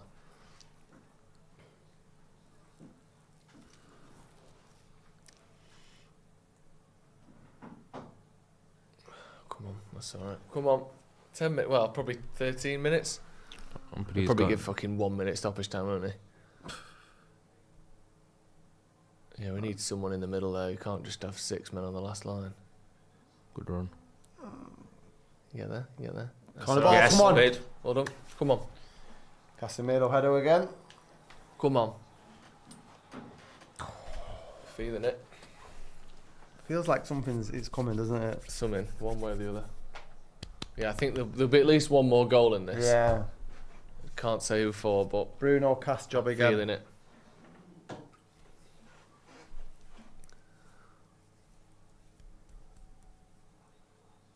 It's not bad.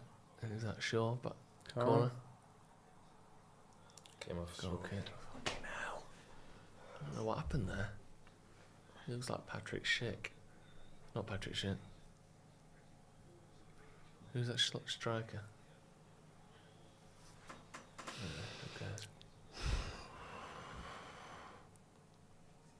I don't know what happened there. Is that Longstaff? Longstaff. We haven't really got. I mean, Xerxes would be the one, Mount. but I don't know. You'd take off for Xerxes. Yeah, Mount maybe for. Only got one player in midfield anyway at the minute. I don't know. Because you can't take Casemiro off because of his threat from set pieces. And if you take Ugarte off for Mount, I feel like you're just asking for them to score. Yeah. Yeah, Ugate's playing centre back basically. I wouldn't change it myself. No, I wouldn't. Not for what you can get. No. No. That's good. Come on. Oh, look at the middle. Look at the middle. Oh, brilliant. What a pass. Jesus Christ, that's sensational. Oh, yeah. Isn't it?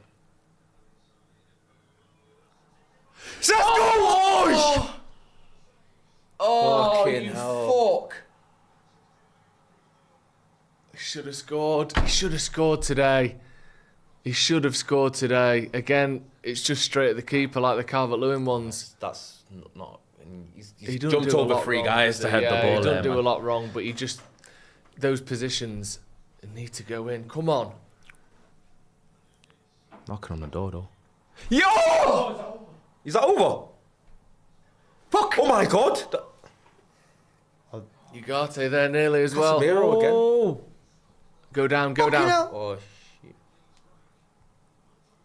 Well done. Oh, you Oh, lucky twat. my God. You lucky bastard. It's going to be Go one to him, more. go to him. Don't dare fucking pull him down. Well done. played. Cunha. No, That's don't well touch him. played, Don't well touch him. played. That's a booking. Yeah. Get him booked then. Get him booked Get him then, booked. ref. Because Cunha got booked for that before. Yeah. Is he off? No. No. Oh, fucking hell. The way he started running, I thought he was running off the pitch for a second. That fucking hell. Sesko and then Ugarte, both of them, didn't do anything wrong, really. They're not. They're lucky here, you know. Leeds. As good as they were for that first 55 minutes, since we went down to 10 men, they've not known how to handle it at all, have they? They've not shut up shop, but they've not carried on doing what they were doing. They've been in like a kind of like purgatory where they're letting United in. Fucking hell.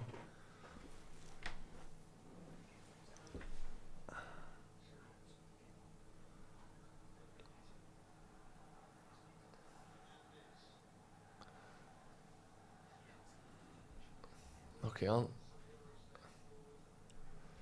Go on, you've got to win that.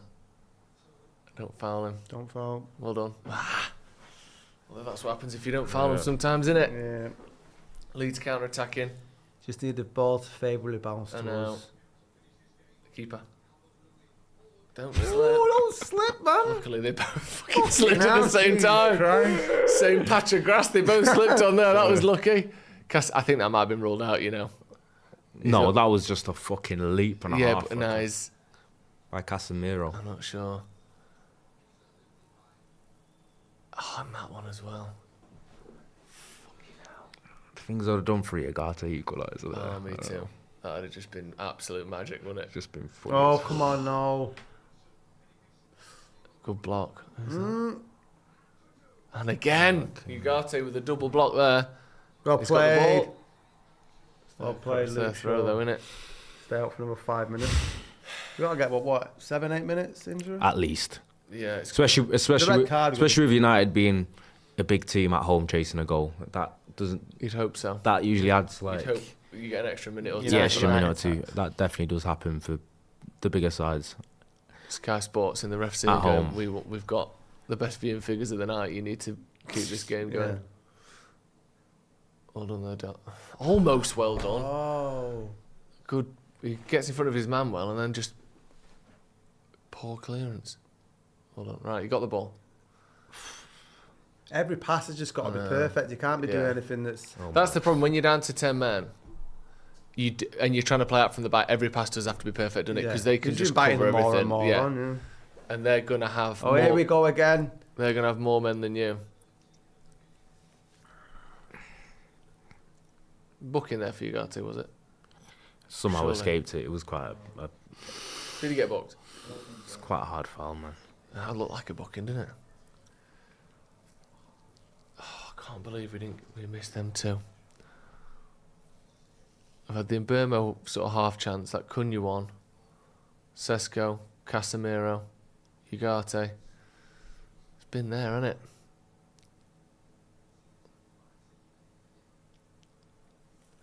Don't want to lose to Leeds. 11. Oh no, yeah. Oh, it's a different game. 11 was what they got in that one. Nah, it'd be more than that. Don't know. I'm predicting 7.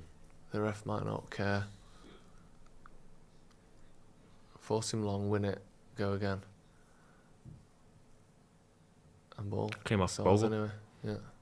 Right, in the middle, Bruno. in the middle. Fucking hell.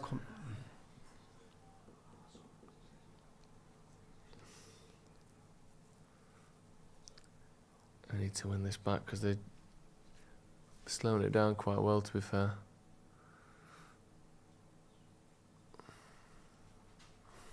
Come on. You get another week off after this. Oh, actually, no, it's Go only on, 6 Stella. days, isn't it? Yeah. Lay it off. It's alright. Right, come on. Cheers, ref. Fucking hell. What a pass. Go on, show. Corner ball, corner ball. Corner ball.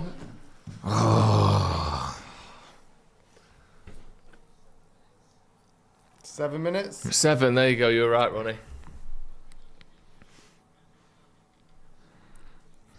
Come on. The double act again. Corner ball. Come on, United. Come on. Done it before, we'll do it again. Come on, lads.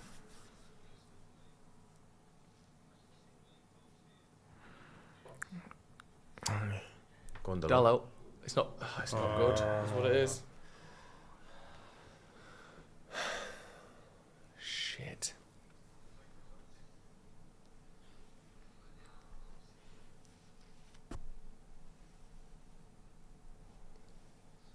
Most goals conceded in stoppage time at the end of the game this season. Leeds the most with 8. That's a good stat, isn't it? Encourage him. Yeah. They just got to be clinical now. They I can't know. fuck We'll around. probably get one more opportunity. I don't even know if it'll be a chance, but they've got to put it in. There we go. Well won there, was that? Ugarte. I couldn't tell if it was Bruno. Don't you not take it.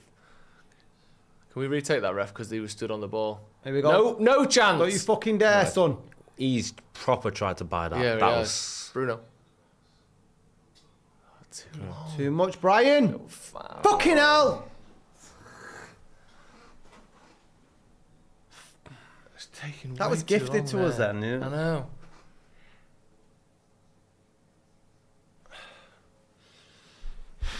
Come on.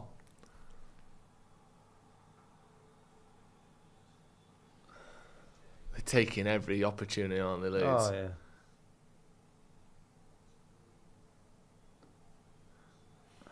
Should have done better there in Burma. Either get it in quick, lay it off to Bruno, do something, but don't just hold on to it until you get tackled. Hold on. Not really. got a head in play if you can. Yeah. See, now's the time where I don't mind you heading it back into the centre because we just need the ball to not go out. Yeah. Don't head it out when we're just desperate. Take anything. Second balls, just let them have the ball, even if it means us. Just as long as we can get a touch on it, or as long as it's not their ball in this position or off the pitch. Take the risk.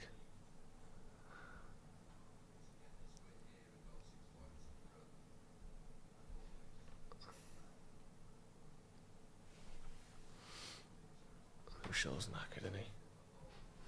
Do you know what's happened though? Because they play 5 at the back. That's shite. Because they played 5 at the back, Leeds is extra. What the fuck? What's going on here? Leeds is extra man's one of the centre halves, so it doesn't really make. Oh, yeah. It's not really made any kind of like difference. I know It's a foul, ref. It's a foul, ref. It's a foul, ref. Come on. Last chances. Yeah, well, yeah, probably.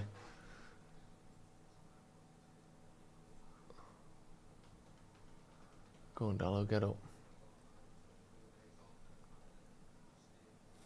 Go on.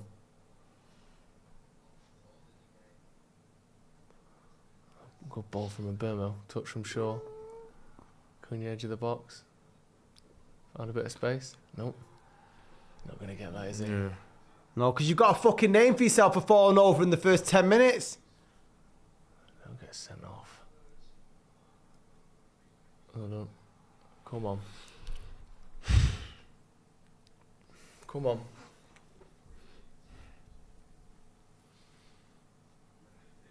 Good.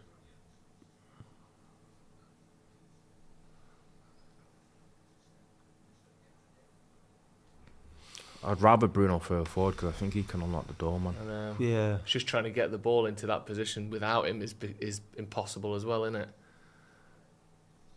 When he doesn't drop deep, we just don't get out. He's got nothing to lose now. He might as well bomb it forward. Yeah. Go on then. It's not bad. Go on. Casemiro back post. Back across. Risky. Yes. Oh. It's like a magnet. He's like a magnet in a box, Cass, isn't he? Come on, one more. One more. Oh, he's offside. Offside. Oh, you... Yeah, he is as well. Shit. I'm going to take fucking forever on this again, aren't they?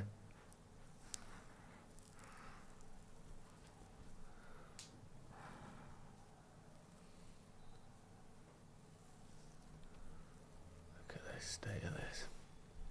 You'd think there'd be one extra minute on top, wouldn't you? Because the first 30 seconds was taken up with a corner, and then they've been going as slow as they possibly can. Maybe. Win that. Get there. Ball.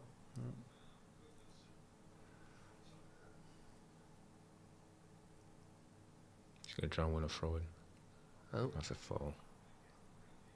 no. Here we go. That was actually such a blatant Do you think? foul as well. It's like, My blinkers are on. It's all just Yeah, everything yeah. we do is right now. But, I don't think that was a yeah. foul. Go on. Because it was the low making a tackle as well. It's not a foul for me. Yeah, It's great defence. exactly. Come on. Come on. Come on. Go back. Go on, Bruno. One good delivery. No, not one of you shit balls, lad. The fuck was that? I was going to say, he's not playing What the ball, was he's that? playing the man. You can't just fucking slam into him and not go for the ball. That's more dangerous than getting your fucking bobble pulled out. Look at him. Boom. Yeah. That's a booking, that. Yeah. That's just dickhead behaviour. Looking at the man and running back into him. What we score Fucking from this? bollocks. Come on. Goal here. Yeah, Lomans is getting up. Might as well, lad. Le Mans. Has he scored before? Last team. Yeah, not for us. Yeah. Fucking hell, decent Hello. keeping. Go on, Bruno, hit it.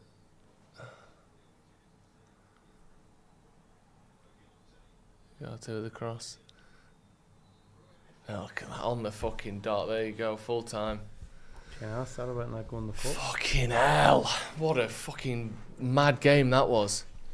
That was an absolute, like, I feel like I've had the life soaked out of me by that game. Yeah, that was the most peculiar game of football that I think I've seen, and so many different sort of tangents to go down to discuss. But we got beat. Yeah, we did. I mean, if the game had ended 30 minutes ago, I'd be talking about it being a worrying sort of embarrassment of a match. And it still was mostly. But bizarrely, after we went down to 10 men, we actually looked better than we did when we were 11 men. But that performance with 11 men, Ronnie, was just shocking, wasn't it? And that's why we lost the game. Yeah. Basically, we just couldn't overcome what was an absolutely horrific first 60 minutes. Yeah. As soon as we went down to 10 men, it felt like we just started playing with a lot of freedom. Yeah. It actually looked like Leeds got uncomfortable with the fact that they had the man advantage and they probably had to control the game and keep possession, which is not how these teams play week in, week out. And United have obviously good attacking players and good players, and I think it was just one of them where if you're going to go up the other end and score, so be it. We're leaving like 2 people back, but we believe we have the players to go and apply pressure and create chances, and we did. And it's weird that with 10 men we played much better, and obviously Leeds falling off and getting a little bit conservative themselves. We could have very easily nicked a point there, but if I'm being honest, I just feel like we couldn't overcome what was a really porous first 60 minutes. And it's actually weird because we're obviously thinking that Martinez, it's the letter of the law and it's a rule and it's a red card, but the rule we believe is really just soft and a bit shit. Yeah. And it's him getting sent off leading to 10 men led to United for some reason playing a little bit better. So it's a bit of it's a carnage game that's quite difficult to address, but what the reality is United have lost 2-1 to Leeds at home.